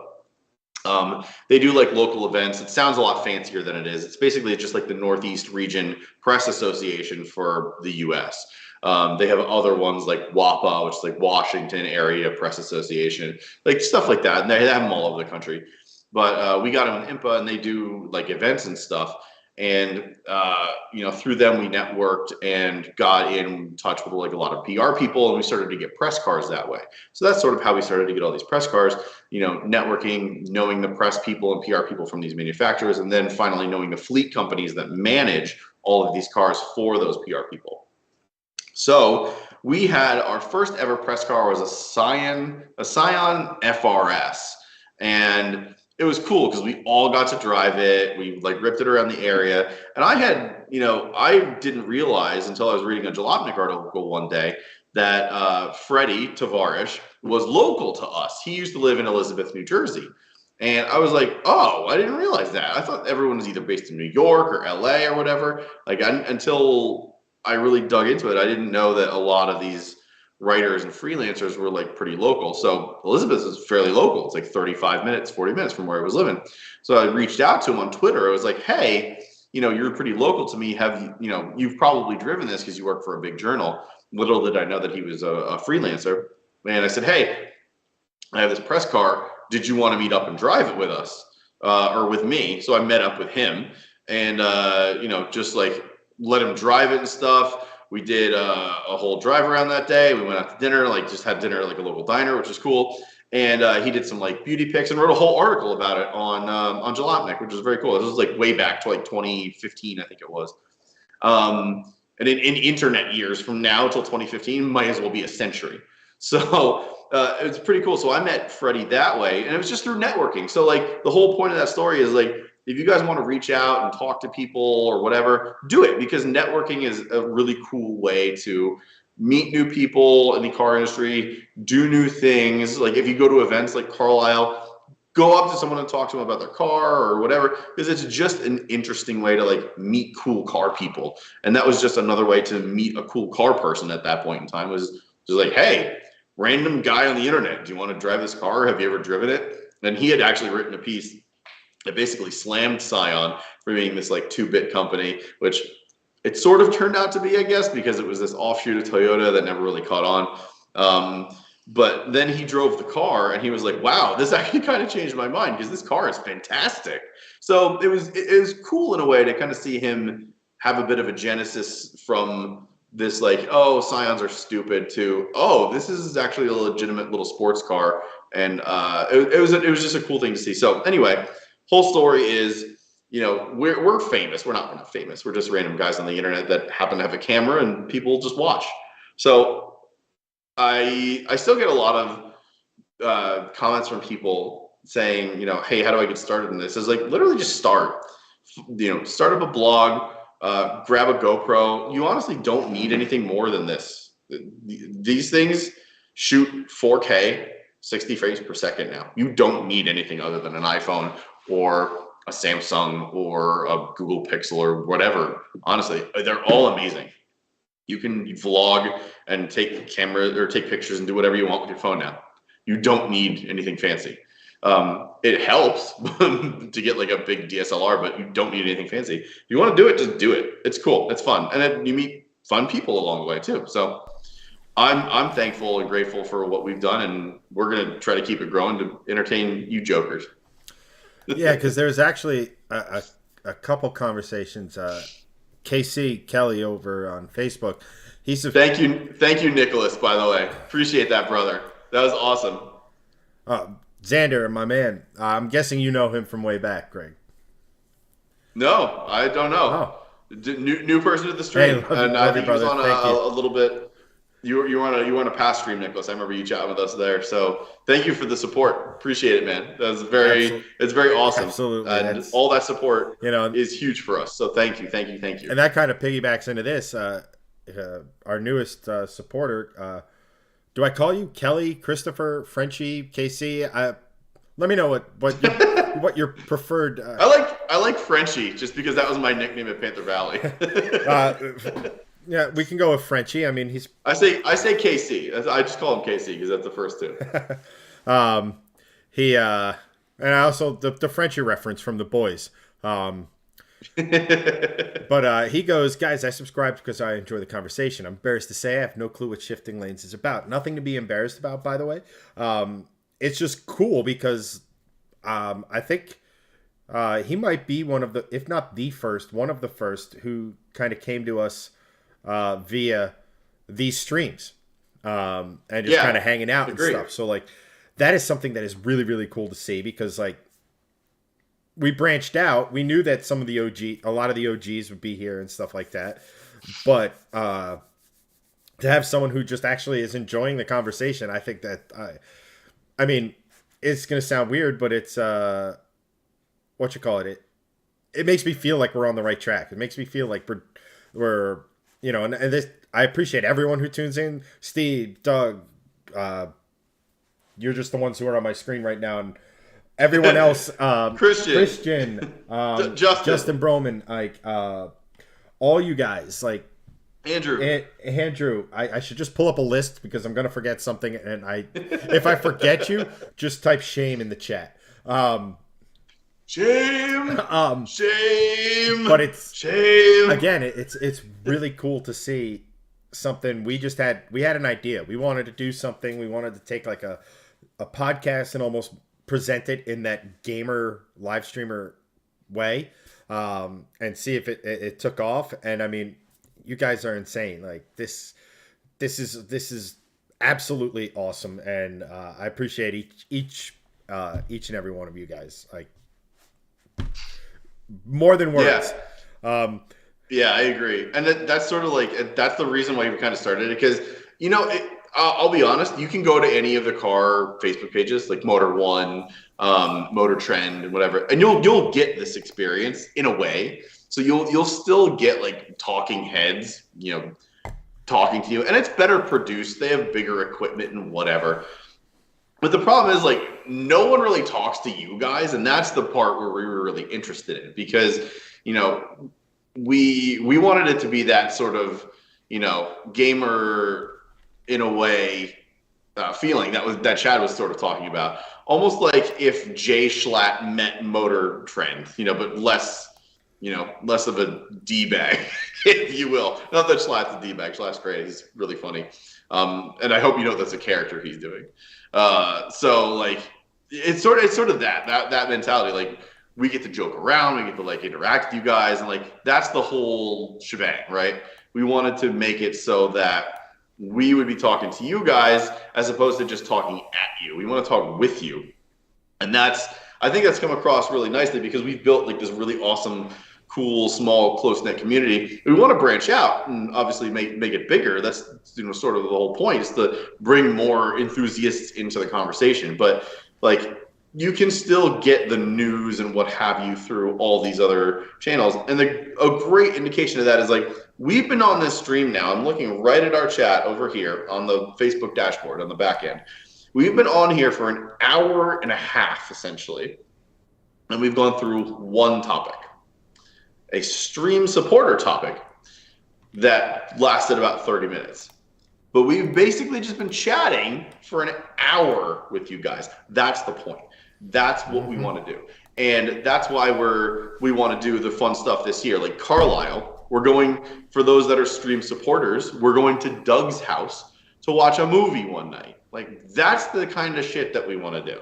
We want to do drives. We want to like talk to you guys. We just don't want to talk at you. That's my whole point. Right. And that's honestly like just what we're like that conversational thing, right? Like I honestly don't know if I could fill 2 hours just talking like at something or at someone or even the two of us. Like so much of the highlights of this stuff is coming from you guys. So much of the topics like Casey's topic on how to mod and what to mod and what to think about and stuff like that is I love all that sort of stuff. And it's cool to actually, it's not really it. I mean, I think it would be cool. Like instead, like you guys can see chat over on the right-hand side of your screen. And like, there's little pictures. It would be cool if it was like, we could figure out a way to make it like a local car meet. Casey, thank you so much for the share. Appreciate you, buddy. Like it'd be cool if like, instead of you could have your car as like an avatar or something like that. But like this almost has that feeling of going to a car meet and just, or like your local, like by me, there's a Thursday night car show and just shooting the shit with guys about cars. And like, there's no pretension to it, right? It's not like, oh, well, my Mustang makes the same power as 2 of Greg's cars. Therefore he's a peasant and I am not talking to him. Like there's none of that. Like, I don't care if you have a 1,200 horsepower monster or you drive something that's got 120 horsepower. It's that shared passion for the car that I love talking to people about. And by the way, the Mustang does make 2 Polestars worth of horsepower, by the way. More than. Yeah, it's to this day, one of the funniest things is I did the math, and the Mustang makes as much power as Greg's Polestar, Hanson's Veloster N, and a base Ford Fiesta. All 3 of those cars would need to combine forces to make the power of one of my Mustangs. Yes. So I have another one for you. It would take one of my Polestars, plus another of my Polestars, plus a base Volvo 240.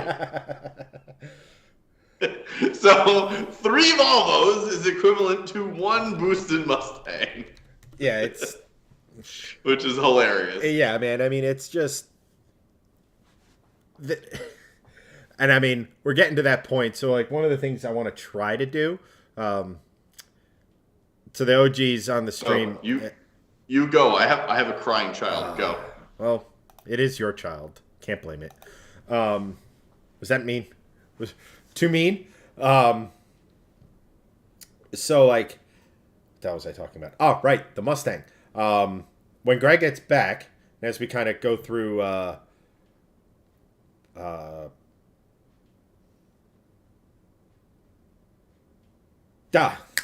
sorry, completely lost train of thought and thought I heard something. At any rate, yeah, when Greg gets back, I think it might be a cool time.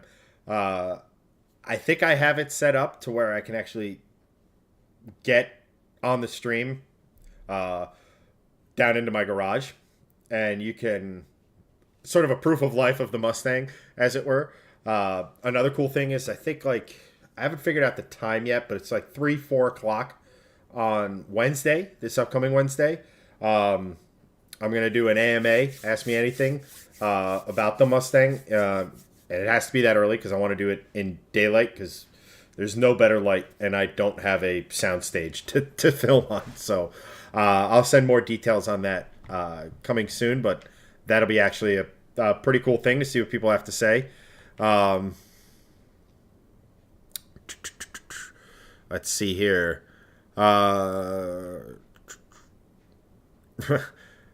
Troy Yates, welcome. You were facilitating the conversation with people that like cars. Brilliant. I know. What an amazing idea. Talking to car guys about cars. It's stuff writes itself almost. Casey goes, I care if you have a 1200 horsepower monster. I want to play.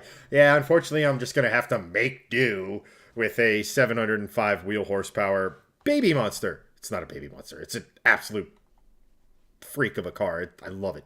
I've only driven it probably like 20 miles with the mods, and money well spent. I'll tell you that. Troy, I had an 89 Mustang LX 225 factory horsepower.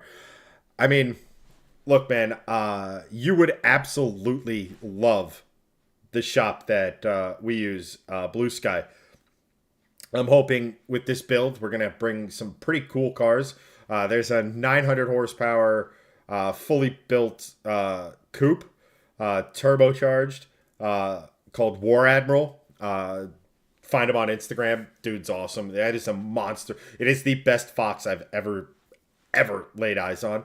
One of the guys actually drifts a Fox body. There's probably 2 or 3 other Fox bodies in the shop that are in various states of build. Another one with a turbo. I think another one had a supercharged supercharger. I can't remember off the top. But there's one of the owners used to have a Coyote swapped Fox body. I forget the year. Coupe, which is insane. They do such amazing work, and these Fox bodies are incredible. Like, I haven't really, I mean, I don't obviously know every shop that works on Fox bodies, but I would put them in the category of a premier Fox body shop. By our power combined, we are a Mustang. Nice one.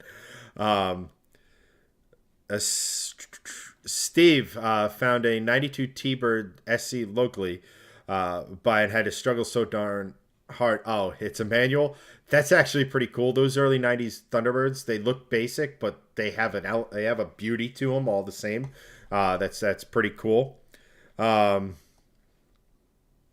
KC actually asks a few good questions here. Why a Mustang and not a Corvette? Always been a Mustang guy. Kinda. So the brief history on me and Mustangs and Corvettes and things of that nature is my father had a 59 Corvette he took the 283 out of, put a 327 in, board, balanced, blueprinted, and stroked, which was an absolute monster for the day. He then ended up having a 66 Mustang notchback with the high output 289 in it. My first choice actually was a C6 Z06, but that was just a touch out of reach budget-wise. So I ended up finding my Mustang for a screamer of a deal. Good luck finding a GT with performance and premium packages, the Recaro seats, etc., for under 25K now. But so I got it for a great deal, which left room for modifying. So that was good. That's kind of how I ended up on the Mustang. It was a poster car when I was a kid growing up. I had the Mustang, the Viper, the Corvette, all of my as posters in my room. But the Mustang I kind of landed on because it was budget friendly, and then it just we kind of shortly thereafter took off. Facebook and a couple of things we started doing pretty well, which allowed me to spend a crack ton of money on mods and things like that. And to answer your follow up question on that, Casey, it's a centrifugal supercharger. It's a Vortec V3 tuner kit. So it has everything you need: front mount intercooler, all the piping, remote reservoir relocation, all of that, minus anything to do with the fuel system. So I had to get IDX 1050 injectors and a return style fuel pump or fuel setup with two 265 Walbro fuel pumps. Just because the booster pumps that you can get from Vortec, they work, but it's just better to go to a return style system. It keeps the fuel actually cooler. With a lot of the other stuff we were doing, keeping temps down helps us push power because we don't have to worry as much about like knock or detonation, stuff like that. And hey, look, Greg's back. Well, hi. I exist again. Casey, the notchback Fox bodies, I always think they're pretty cool because they're actually lighter than the coupes. Yeah, they're pretty sweet. So, and they're every bit as capable. Troy's love for cars started with a Fox body. I was a big fan of them as a kid too. I loved them. I would love to have a Coyote swapped Fox with about 500 horsepower as my like, hey, this isn't lethal, or I'm not going to prison if I top out in third gear kind of car. Apparently, Greg, you were too loud. You startled Steve. So that wake up! Oh God, my ears are bleeding. So yeah, like I'm not sorry. Wake up! I am your coffee. Live rear axle, no bueno. No, but live rear axle is bueno, depending on how you want to look at it. Right, but what is it? Matt Farah, he's the smoking tire, right? Greg? Yeah. Yeah. He has a notchback with a Ford Racing 302 in it. I don't know exactly how. Not anymore. He sold it a long time ago. Okay, so he used to have. Yes. But you can actually. So what is it? The 94 or 90? I forget which So the first independent rear axle Mustang was not the S550. It was the Cobra R, and you can and because that generation Mustang shared a lot with Fox body architecture. That the late 90s, right? The mid late 90s, yeah. Yeah. The new body style after the Fox body. Correct. Yes. They share a lot of the same architecture, so you can get like an aftermarket version of that independent rear suspension, and it's not a direct bolt-on, but it's a hell of a lot more bolt-on than if you engineered it yourself, kind of a deal. So it's doable. So you could make a canyon, and that's what Farah did. He made it into a canyon carver, which was awesome. Yeah. Oh, exactly. Christian's around, kind of. Welcome back-ish again, maybe. Yes, perhaps. Doug apparently has a oil pan to a 351 to fit in a SN95 if anyone needs it. Because, I mean, we're just going to start calling Doug's the parts warehouse. Doug is the bastion of parts. I'm beginning. I'm fairly certain we could make another car for all the parts that Doug has. Sounds like a series. I'm okay with this. Doug, let's talk. Doug, bring them all to Carlisle. We'll cobble something together in a day. We It might not work, but it will be cool. I got stuff. So I'm in first gear. Why am I going backwards? I have 6 reverse gears. Also, that was the most like Jersey Mafia response you could even like possibly say. Like, oh, let's do this. I could just hear Doug in the corner just like, I got stuff. I got stuff. You know. Meanwhile, like, Yeah, I know some Meanwhile- people. We'll put something together. I got stuff. we'll give Doug a moment to wash the olive oil off.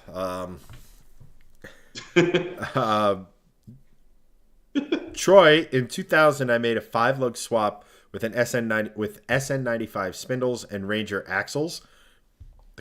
What makes the car look great? It's like the limit is creativity, and someone has already had the creative thought to do that sort of a. Exactly. Insert Johnny Cash song here. I built it one piece at a time. I dig that. That's great. Gregson, Yes, sir. I'm going to ask the question. Chat has not asked you yet. Your homework assignment was to watch Deadpool. Did you? Oh no, I did not. So my week last week was every single day was 1 to 2 a.m. work. So I have not had a chance to watch Deadpool yet. However, my wife has spring break coming up, and we are going on vacation in early Panama April City, Florida. to Spring break, bro. well, we are going to Florida, funny enough. But we are not but we will not be watching Deadpool prior to maybe that. So I will be watching Deadpool and Deadpool 2, but I probably will be watching them in April, depending on my workload in the next week. If I can, I will do it during the day when I have some downtime between stuff that I'm doing. But I promise you I will watch it within the next month or two, for sure. To paraphrase Steve, who's grabbing the spray bottle, bad Greg. Bad. No.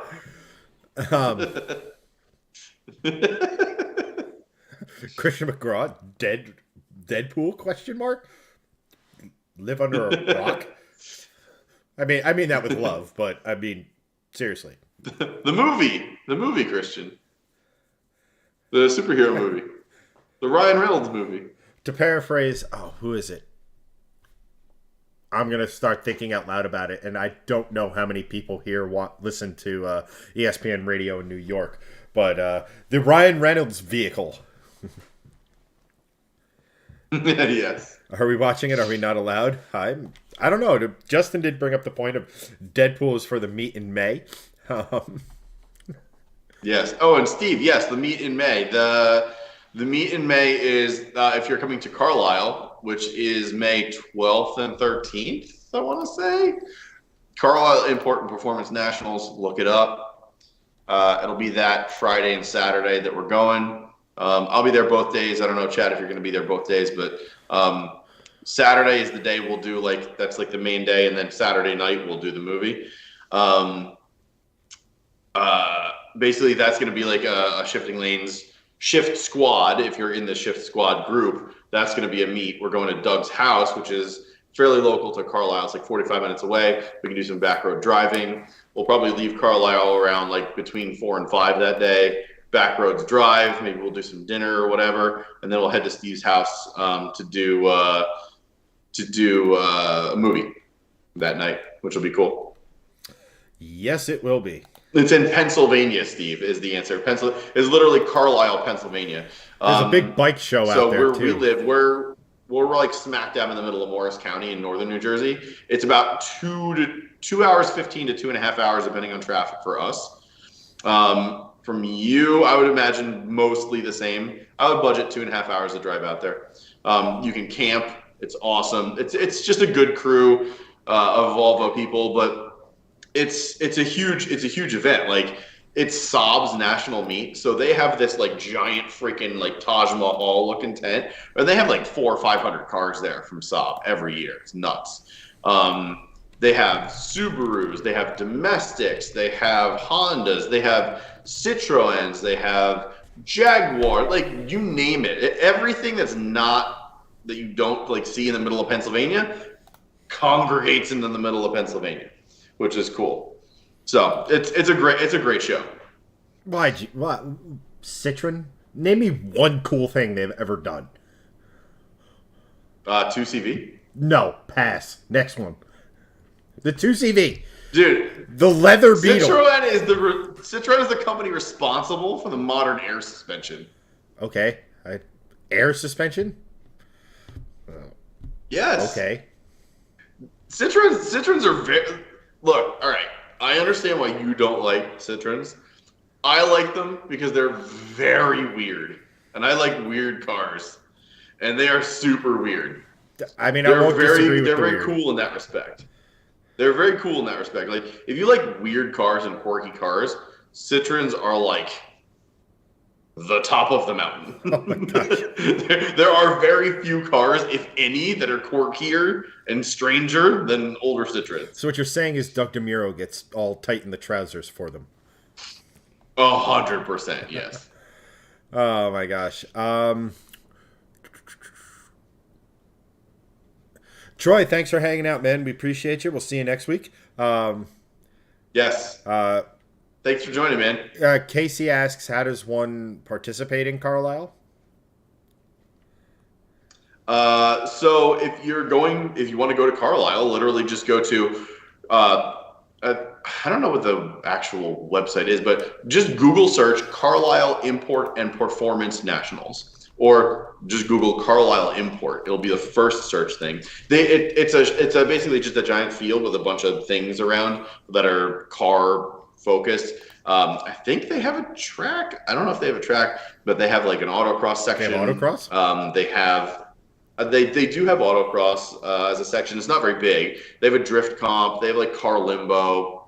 But it's basically just a giant field to like have car meets, which is cool. It's like a big fairgrounds essentially, and you can camp there. It's a big show. They'll do like a best in show. They have like usually there's like a featured manufacturer. A couple of years ago it was Volvo. They do like concourse judging, so there's like really nice examples of stuff there too. People bring race cars out. It's just like a big, awesome car meet in the middle of Pennsylvania. You go there to their website. You can buy tickets. It's relatively cheap. It's like, I think it's $40 to go. I think it's $80 to camp. So for like 2 days worth of enjoyment, just hanging out with car people, it's well worth the money. They have beer on premises. You can bring in beer. It's not like you have to buy it there. You bring in food. The Volvo guys are great. If you're into Volvos or you have one, Volvos at Carlisle is the Facebook page. You go like that page. Two guys that do it, I believe Tim and Chris, they put it on every year, and they're just the nicest people. I personally donate like a couple $100 to them every year just for putting it on. One to pay for that. They ask that everyone that goes gives like $25 to help with food and stuff, but I always give more because they do such an amazing job and they honestly deserve it. So I try to help out as much as I can with that because I go every year and I eat all their food, so I might as well pay for it. But it's just a really great time for everybody because it's just something that's just nice to do, and it's not your local meet where you can just meet and chat with people, which is always cool to do on a weekend, but it's like an event. You go there, they have things to do, people to see. They have vendors there, so like they had a what was the vendor there last year that I got all the stuff from? It wasn't McGuire's, but like they'll have like a McGuire's tent where you can buy like detailing stuff, and they'll have all these other vendors that are there. You can go. It really is just a great time, and for like $40 for the day and a drive, it's well worth it, I think. Chad, do you plan on staying over this year, you think? I planned on kind of doing the full experience. I gotta start like actually paying attention. and get like It's just Friday and Saturday. yeah, and figure out like a hotel or some shit. As fun as it would be to, You're not going to camp with us? I mean, I thought it had crossed my mind, but I'm not really a camper at this stage of my life. Me neither. I mean, I have a tent, so I'm going to use it. I mean, I'm at the stage of my life where, like, you know, my mattress starts to go and I'm paralyzed for a week and a half. You know, so like, I don't know. I mean, I might. I mean, because obviously the camp out, like, that was arguably one of the coolest things about going to the Dragon was the nightly campouts, or the fire pit and your pyromania. Yes. The fire that was basically the size of a house. That was fun. Small house. I scared a lot of people with that. I'm like, there's literally nothing but stones around the fire pit. We're fine. Everyone chill. So like I haven't really decided. I mean, let me put it to you this way. I think mice have spent more time in my camping gear, if I even still have it. Yes. Yeah, Doug, drink through anything, you'd sleep through anything. I don't disagree with you there. So I'll have to play it by ear. Yeah. You know, we'll chat and talk about about options and stuff like that. For sure. You know, then again, if a hotel's reasonable, that's probably the avenue I take. Call me bougie, They have a call me ton soft. of hotels in the area, so you can definitely find one. You know, and not for nothing. I mean, in the morning, the dawn chorus will likely be me starting up my car from 6 miles away. So you'll hear me. Yes. Yes. Oh, you hear everyone when they start moving cars in the morning. Yeah. Everyone starts moving cars around 7, 8 a.m. No one sleeps past that. So I mean, it's definitely something cool. I've been meaning to go to a lot more of this type of stuff. I'm definitely planning on 2 days. Cool. I might only do one. The only hang up is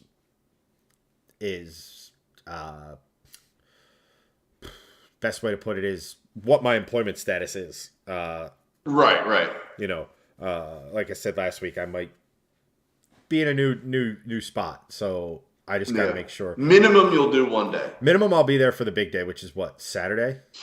Saturday, yeah. You know, at minimum I'll do that without question or shadow of a doubt. I'd like to hang out Sweet. Friday night and stuff, or maybe I come Friday night. I gotta see where I'm at, but like one of those days I'm going to take off of wherever I'm at.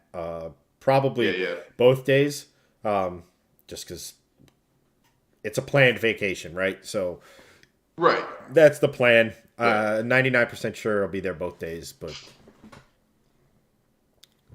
Casey, I'm bougie as fuck. I don't really camp. I mean, that's fine. I'd much rather would glamp, but like I bought a tent. I need to use the money, so I'm gonna camp. Yeah, I totally. And I did it last year in the back of this thing. I just hooked I have a like a wagon tent that I could hook up to the back of the hatch. I basically slept in the car on an air mattress, and my tent was like my living room. It was great. I just put all my stuff in there. Right. Yeah. It was awesome. I might reverse that this year. Put all the stuff in the car and then just sleep in the tent just to see which was better. My vehicle does not present that particular luxury option. Yes, you'll need a tent and or hotel. Yeah. You want to see Chad walking around like fucking Gollum. Watch me sleep in a Mustang. Yeah. Well, don't watch me sleep. Just watch me wake up. Like, yes. If I see anyone outside watching me sleep, hands will be thrown. That'll just be me outside your window. Wake up. Fine. Nah, but I think it's something I'm looking forward to. Because like I said, I wanted to do more culture-y things. Yeah. RS3. That was a good one. RS3 from Casey. Nice, man. I love it. Ooh, yeah. You're going to have to drive to Carlisle and let me drive that. Because 5-cylinder. Yeah. Steve, I love you. If your cheeks come anywhere near the Mustang, we're going to have words. No cheeks will be going. Don't worry about it. Put your cheeks on the Mustang. I will cover you. It's fine. No, I get the joke, man. I appreciate you though, but like I'm a little protective of it at the moment, so cut me some slack. Well, yeah, because it's basically like your new car. I mean, I I bought a get new it. car.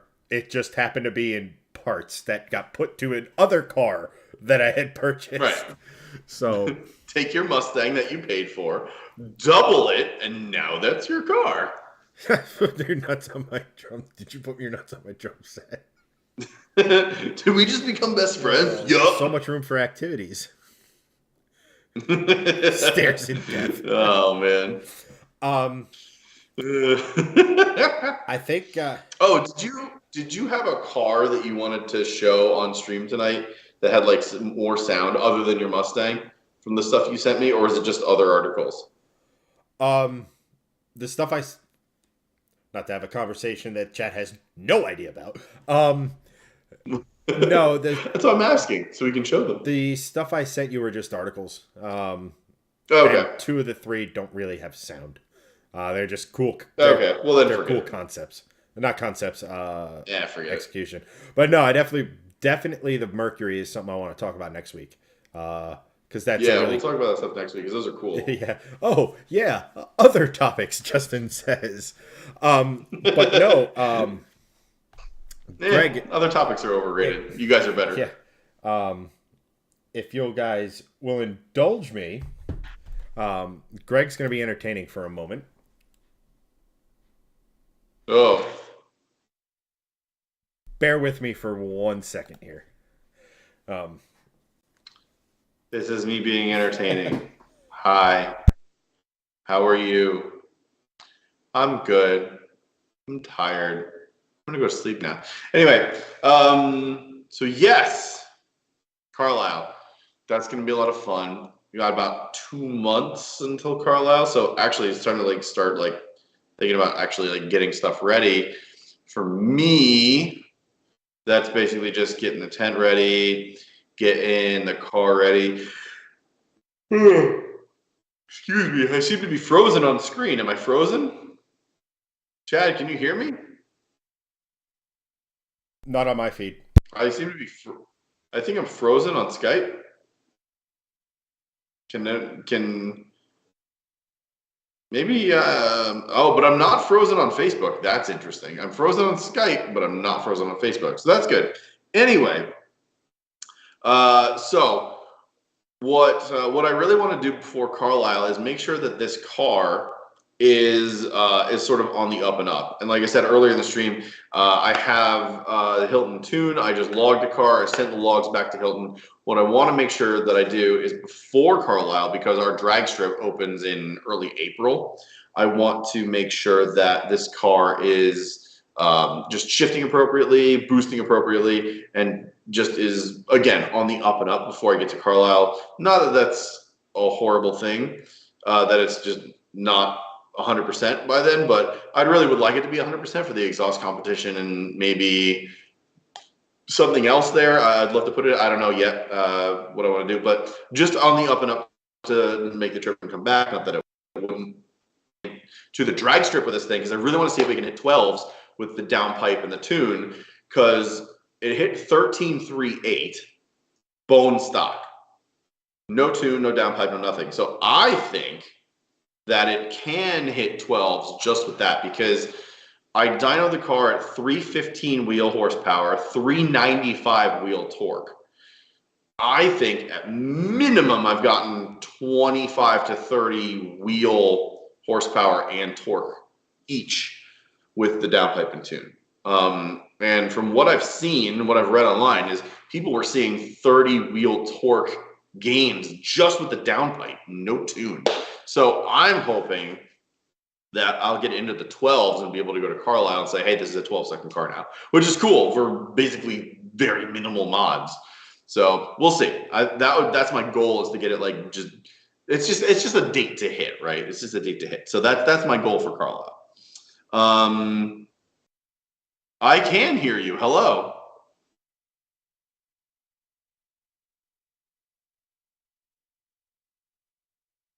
I see your foot.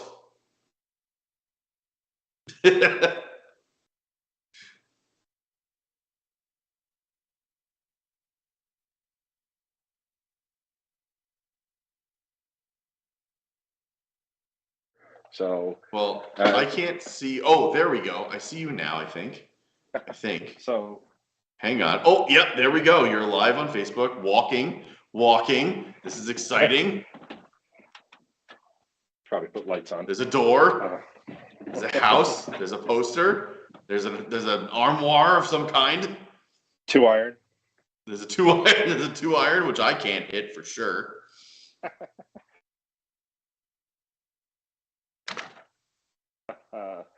There she is, boys.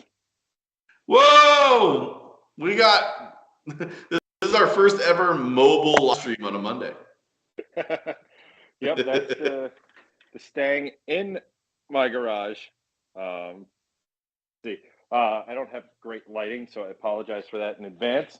But there's our new MGW shifter right there. Oh, I didn't realize. Wait, is that a new shift ball? Yeah, it's a completely new mechanism. So Oh, dude, that shift ball looks great. I didn't see that. Yeah, it's the throws are awesome. That looks so good. Yeah. So interior of my Mustang. But star of the show. Let's see if I can do this one-handed. Possibly. You'd better, or you're not a car person. You know what would be great? If I could fucking find AirPods that don't fall out of my ear every 7 minutes. I got to do this. Here, look at the ceiling, Fachet. Wow, that's a cool whatever the hell that is. But there it is, boys. The star of the show. Ooh, nice turbo. Yes, look at that exhaust housing. Beautiful exhaust housing. It goes right into the fucking engine. Well, that's where the exhaust housing would be on a turbo. It's actually a gear set. I know. But sweet chassis bracing, bro. Again, this is again part Or of the strut tower performance bracing, I should say. but this is from factory. This the strut brace. Yeah, So that's nice. Again, like we were talking about, I didn't have to do a lot of performance mods for the handling side of it. Can't even see chat. Shut up, Christian. Christian just told me to STFU, so shut up, Christian. Go away. I mean, if he wants to look at what basically what you're looking at is as if an LS grew up and joined the 21st century here. No, shots fired. But I mean, again, like it's a little dirty, but like you see, I have massive 15-inch rotors, 6-piston Bremos on Hell yeah. front brakes. So like again, I went power because Ford did a lot of the suspension modding for me. So, but like, so you have again on the live stream on Wednesday, guys. I'll be able to do this in daylight as my car automatically locks itself. That's right. I forgot. Chad's going to be like doing a full live stream on his car on Wednesday. So when we go live, do you know about what time that will be, Chad? I'm thinking like 3 or 4-ish. Again, just to utilize daylight and mostly for that purpose and what it fits in with like my schedule and stuff like that. Yeah. All right. So between 3 and 4 p.m. on Wednesday, guys, come back to the Facebook page or YouTube channel, Shifting Lanes Garage, whatever you guys are watching on, and we'll have a full live stream of his car. This will more than likely only be on Facebook, if I'm being completely honest. Oh, right, because it's going to be live from your phone. So Facebook page, go to the Facebook page, Wednesday, 3 to 4 p.m. Eastern time. Chad will have a nice live stream of this car. Absolutely. So we'll now traverse back through my house. Oh, God, Chad face. Ugh, yuck. Steve asks, how many screaming bald eagles? Should I tell him the number? It's been mentioned before in chat at the moment, or in this stream. I didn't mention it in actually a chat, as you see the darkness. Gotcha. So we are making. Actually, let me just get back to the desk real quick here. Go to.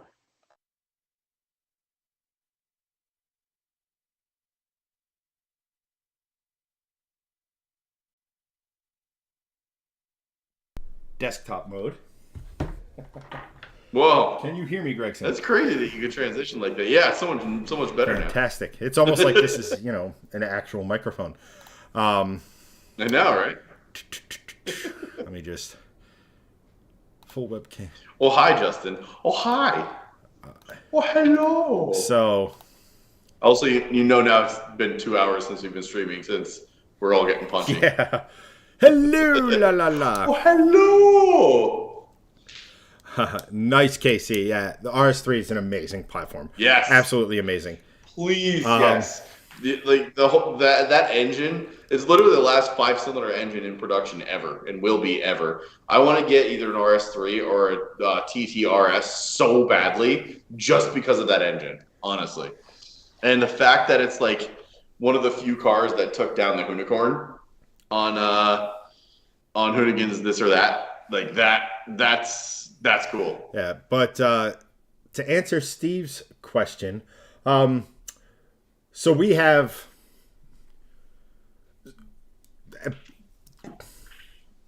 what's the best way to describe this?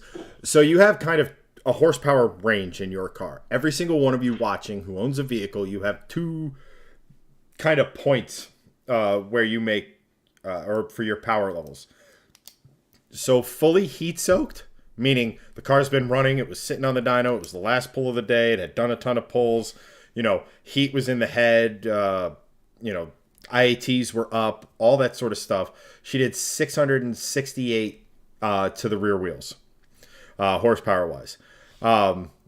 Peak power, so when, let's just say we're at the track, we've had the car off, the hood up, dissipating a lot of heat, or we just rolled off a quote-unquote trailer. The best run we did without putting it into a track-specific kind of setting, which I'll get to in a second, was 705 at the rear tire. And we did, I believe it was about 600. So we did 705.1 at the rear tire and 570 pound-feet of torque. And like I said before, that torque comes in around somewhere between 35 and 4,500 RPM. Now, if you guys saw the video we did earlier where I had the intake tube off, we made an extra pound or two of boost. We made an extra 10 horsepower or 715 at the rear tire. All told, quite a spicy boy. Yeah, I love that so you have the most American track mode ever, because the track mode for your car is to add boostane, unclip the intake pipe, Yep. and do what else? That's pretty much it. So add boostane and unclip the intake pipe for the most backwoods freaking track mode ever to get an extra 20 horsepower. So we think there's more in it in track mode. We didn't have a, so on the dyno, you're not driving the car around, so it's not mixing the boostane in with the fuel. So we don't think we were getting the ignition bump or the ignition timing bump that we should have with what should have been roughly 95 octane in it. But what's cool about the Mustang is I was a little bummed that I couldn't, do flex fuel or any of that sort of stuff until I actually started looking at where flex fuel was available, and it isn't around me. Just isn't. I'd have to drive like an hour and change away to get it. At that point, I'm using a quarter tank of fuel just to go and get fuel, or the fuel. Yeah, E85 was not an option for you. So what's actually cool is the Mustang does have, and most modern cars do, have an octane sensor. So the higher the octane, the more timing you can put into it, and the more timing you put into it, the more power you can make. So theoretically speaking, if I was to go and get 98 or find a gas station that did like 100 octane, like pure race fuel, it's not going to be cheap, but I could put it in my car, drive it around for a little bit, and the car will automatically add power as we go. And then I put other fuel in it and things of that nature. It'll pull timing out. It'll automatically adjust. So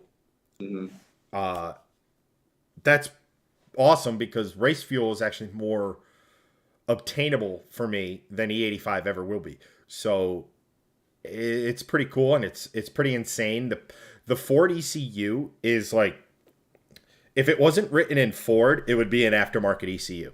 Like, if that makes any sense. The power and the capability it has is insane. You know, I have intake air temperature sensors, and it runs it no problem. We have AFR, all of this stuff that it can read. You know, we have wideband O2 sensors on the car from factory and stuff like that. So, like, it can really modify the tune, and that's where going to someone like Lund is so good, because like they build all of this stuff into the tune. So like for those of you who have, like, let's say an S550 Mustang and it's mostly stock, and you go throw a shit ton of fuel in it, you're not going to gain, or you throw a shit ton of like higher octane fuel, you're not going to gain a lot. I mean, you saw what we did just by raising a pound of boost, and we gained 10, 15 horsepower, like on a 700 horsepower, you know, that sort of a thing. So, but it uses that, Lund uses that sensor, and through trickery, or not trickery, but uses that sensor that's really a knock sensor kind of a deal to prevent detonation, to not only do that, but to also work in your favor to make more power. So it's like, it's insane, the capability of it. I mean, don't get me wrong, even the lowest of those numbers, 668 at the wheel, is still well over 700 at the crank. And I understand everybody talks in wheel horsepower, as they should, because that's the actual power you're putting to the ground. But OEMs advertise on crank. So, like, to put my car in perspective, the lowest amount of power it's making is still more than a Hellcat. Yeah. So. Yeah, that's great. That's crazy. So, in answer to Steve's question, how many screaming bald eagles does it make? It makes 715 screaming bald eagles at the wheels. And I have the dyno video, and at peak, I have the dyno chart. We have charts to prove it. I got my receipts. We have many receipts. All of them from Jeff and Lund Tuning. Yeah. So, Steve goes, random topic. We might get snow this early morning. Hopefully you get to enjoy the Mustang tomorrow.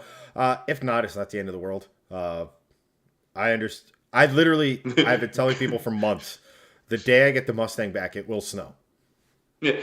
Good news! He owns it, so he can enjoy it whenever the fuck he wants to. Yeah, so if I don't get to drive it tomorrow, no big deal. I get to drive it on Wednesday or Thursday or Friday. Or the rest of time. Also, there's a spring and summer coming, which is good. Mm-hmm. You know, so that, and like, as weird as this sounds, like some of the stuff I'm looking forward to most with that car is, you have the obvious stuff like taking it to the track, taking it to Carlisle, doing autocross, but like, I'm most stoked about,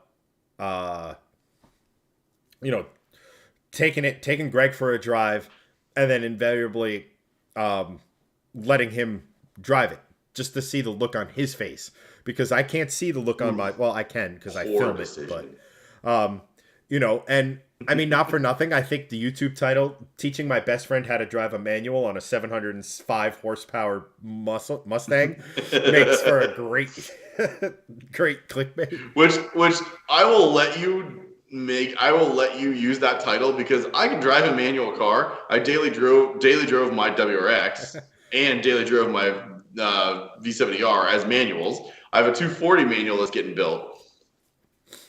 Driving those cars versus a 700 horsepower Mustang is a totally different experience. It's all of those a daily experiences driver combined, with about literally 300 or 400 horsepower. Yeah.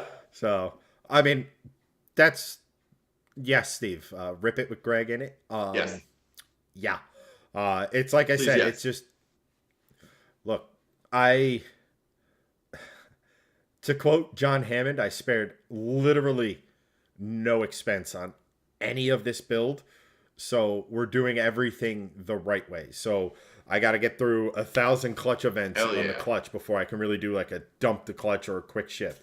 I have drive it around, take it back, get a health check, and then we can really rip on it because again, 500 horsepower is nothing really to sneeze at, right? So 700, I want to make sure all the ducks, I want to make sure it's right because frankly, I don't feel like replacing the $3,000 clutch and flywheel in 2 days, like, in a week. Yes. It's just, it's not high up on my to-do list at this moment in time. Yeah, your whole to-do list just happened. Yeah. Well, there's a new one, but the Well, OGs will know. The short-term to-do list. The first big to-do list is done. And then we Yes. have a few medium-sized to-do lists. By end of year, I will fulfill a second dream of mine with a car. First was to have crazy power. I think we accomplished that. Yes. The second one involves carbon fiber, and a lot of it. Yes. So good man. That's up there. The next, then like, I haven't decided the direction I want to go after that. Part of me wants to wrap it. Part of me wants to go and get bigger rear brakes, just because the brakes on the rear of the Mustang have been on the rear of Mustang GTs, I think, since the beginning of frickin' time. Yeah. And they look goofy as hell in the back. So, like, it is a performance mod, but it's more vanity than anything else. But there's a bunch of different routes. Yeah. So, like, it's just, it's crazy and exciting. And I couldn't be more thrilled that, like, this phase is done. Yeah. So, like, this was the big one. Well, one of the big ones. Actually, no. This whole thing, cost and everything, is the biggest single project to the car. Even the next big for one sure. is still probably about 10 grand cheaper than what this ended up costing me. So, Yeah. Which is crazy to think about. yeah. But I mean, it's crazy to. This is like the biggest check mark ever. I mean, Yeah. I don't think I mean, you shimmed or you didn't sleeve the V70R, right? You just shimmed it. No, it was just shim. And you had Yeah. If I sleeved it, it would have been like 600, 650 horsepower capable. More actually, but safely and reliably 6 to 650. And you had some head work, right? Like, didn't you port the heads? Yeah, ported and polished head, shimmed block, oil cooler. There's a lot of work done. There's about $9,000 worth of work done to that car. Yeah. Just in that build. And that was less than phase one. That is only $2 grand more expensive than my freaking labor bill. Right, exactly. That's crazy. It's nuts. But like I said, like, one of the thing I look forward to is getting to share it with my friends like Greg Hansen. I have a buddy who, if you're an OG, you've seen him work on my Volvo with me. My buddy Lou, giving him a chance to rip it and stuff like that. It's a lot of work. Working for shifting lanes, my day job, like, just so, like, again, everyone who's watching, thank you, because it's not possible without people like you. Yes. So I think that's a good place to cut it because we've been on for almost 2.5 hours. Well, 2.25 hours now. And I'm tired. I'm sure everyone else is tired. And I think that we have a lot of good stuff to talk about next week, like how Chad has enjoyed his first week with his Mustang. More Carlisle planning. Good topics that we found over the week. Yeah. So I think this is a good place to cut it for sure. Oh, absolutely. Another 2+ hour stream. Yes. We're good at this. Yes. Thanks, chat. And thank you guys for making it an awesome stream again. This is very fun. I really am enjoying these Monday nights where we all get to like chat and hang out. And you guys are getting really a lot more chatty, which I think is a huge thing. We hit almost 300 comments tonight, which is up near the record. I think it was like 350 is our record for a stream. So like make an HOA segment. No, man, I think Chad could make a whole stream out of that himself. But yeah, like this is a lot of fun. So thank you guys for keeping this going. Thanks for all the stars donations. You guys are legends. Thank you for the support as always. Making HOA. And I think Steve, you made mention to if you can't potentially make it to Carlisle, just reach out to us. We'll make sure you're there, man. Just if you need tickets or anything, we'll make sure you're there. Trust me. If you have a car that can reliably get you there, we'll make sure you're there, man. Trust us. We got you. So, with that said, thank you so much. Appreciate it. Enjoy the rest of your week. We'll chat with you guys next week, Monday at 8 p.m. I don't foresee anything keeping us from doing that next week. Same bat time, same bat channel. Yes, hopefully next week we'll have a week of Chad driving the Mustang. Hopefully I'll get the logs back from this. I'll keep you guys updated on the new tune for this. Doug! Thank you, Doug. For Steve's ticket. Dude, that's sick. That's why I love you guys, because this is why we do that shit. That's fantastic. Thank you, Doug. We will literally save that to the side for Steve's ticket to Carlisle. Absolutely, yes. You guys are absolute legends. And I honestly can't wait to see you guys at Carlisle and doing more stuff throughout the year. Carlisle is just the first thing. We're doing another thing in the summer. We're going to do a drive. Maybe if we can plan it, do an overnight, a drive up through New York, an overnight, and drive home. I think that would be a lot of fun. But let's keep planning. Let's keep talking. And I hope you guys have an awesome week. Thanks for watching, guys. Enjoy it, and we will see you next time.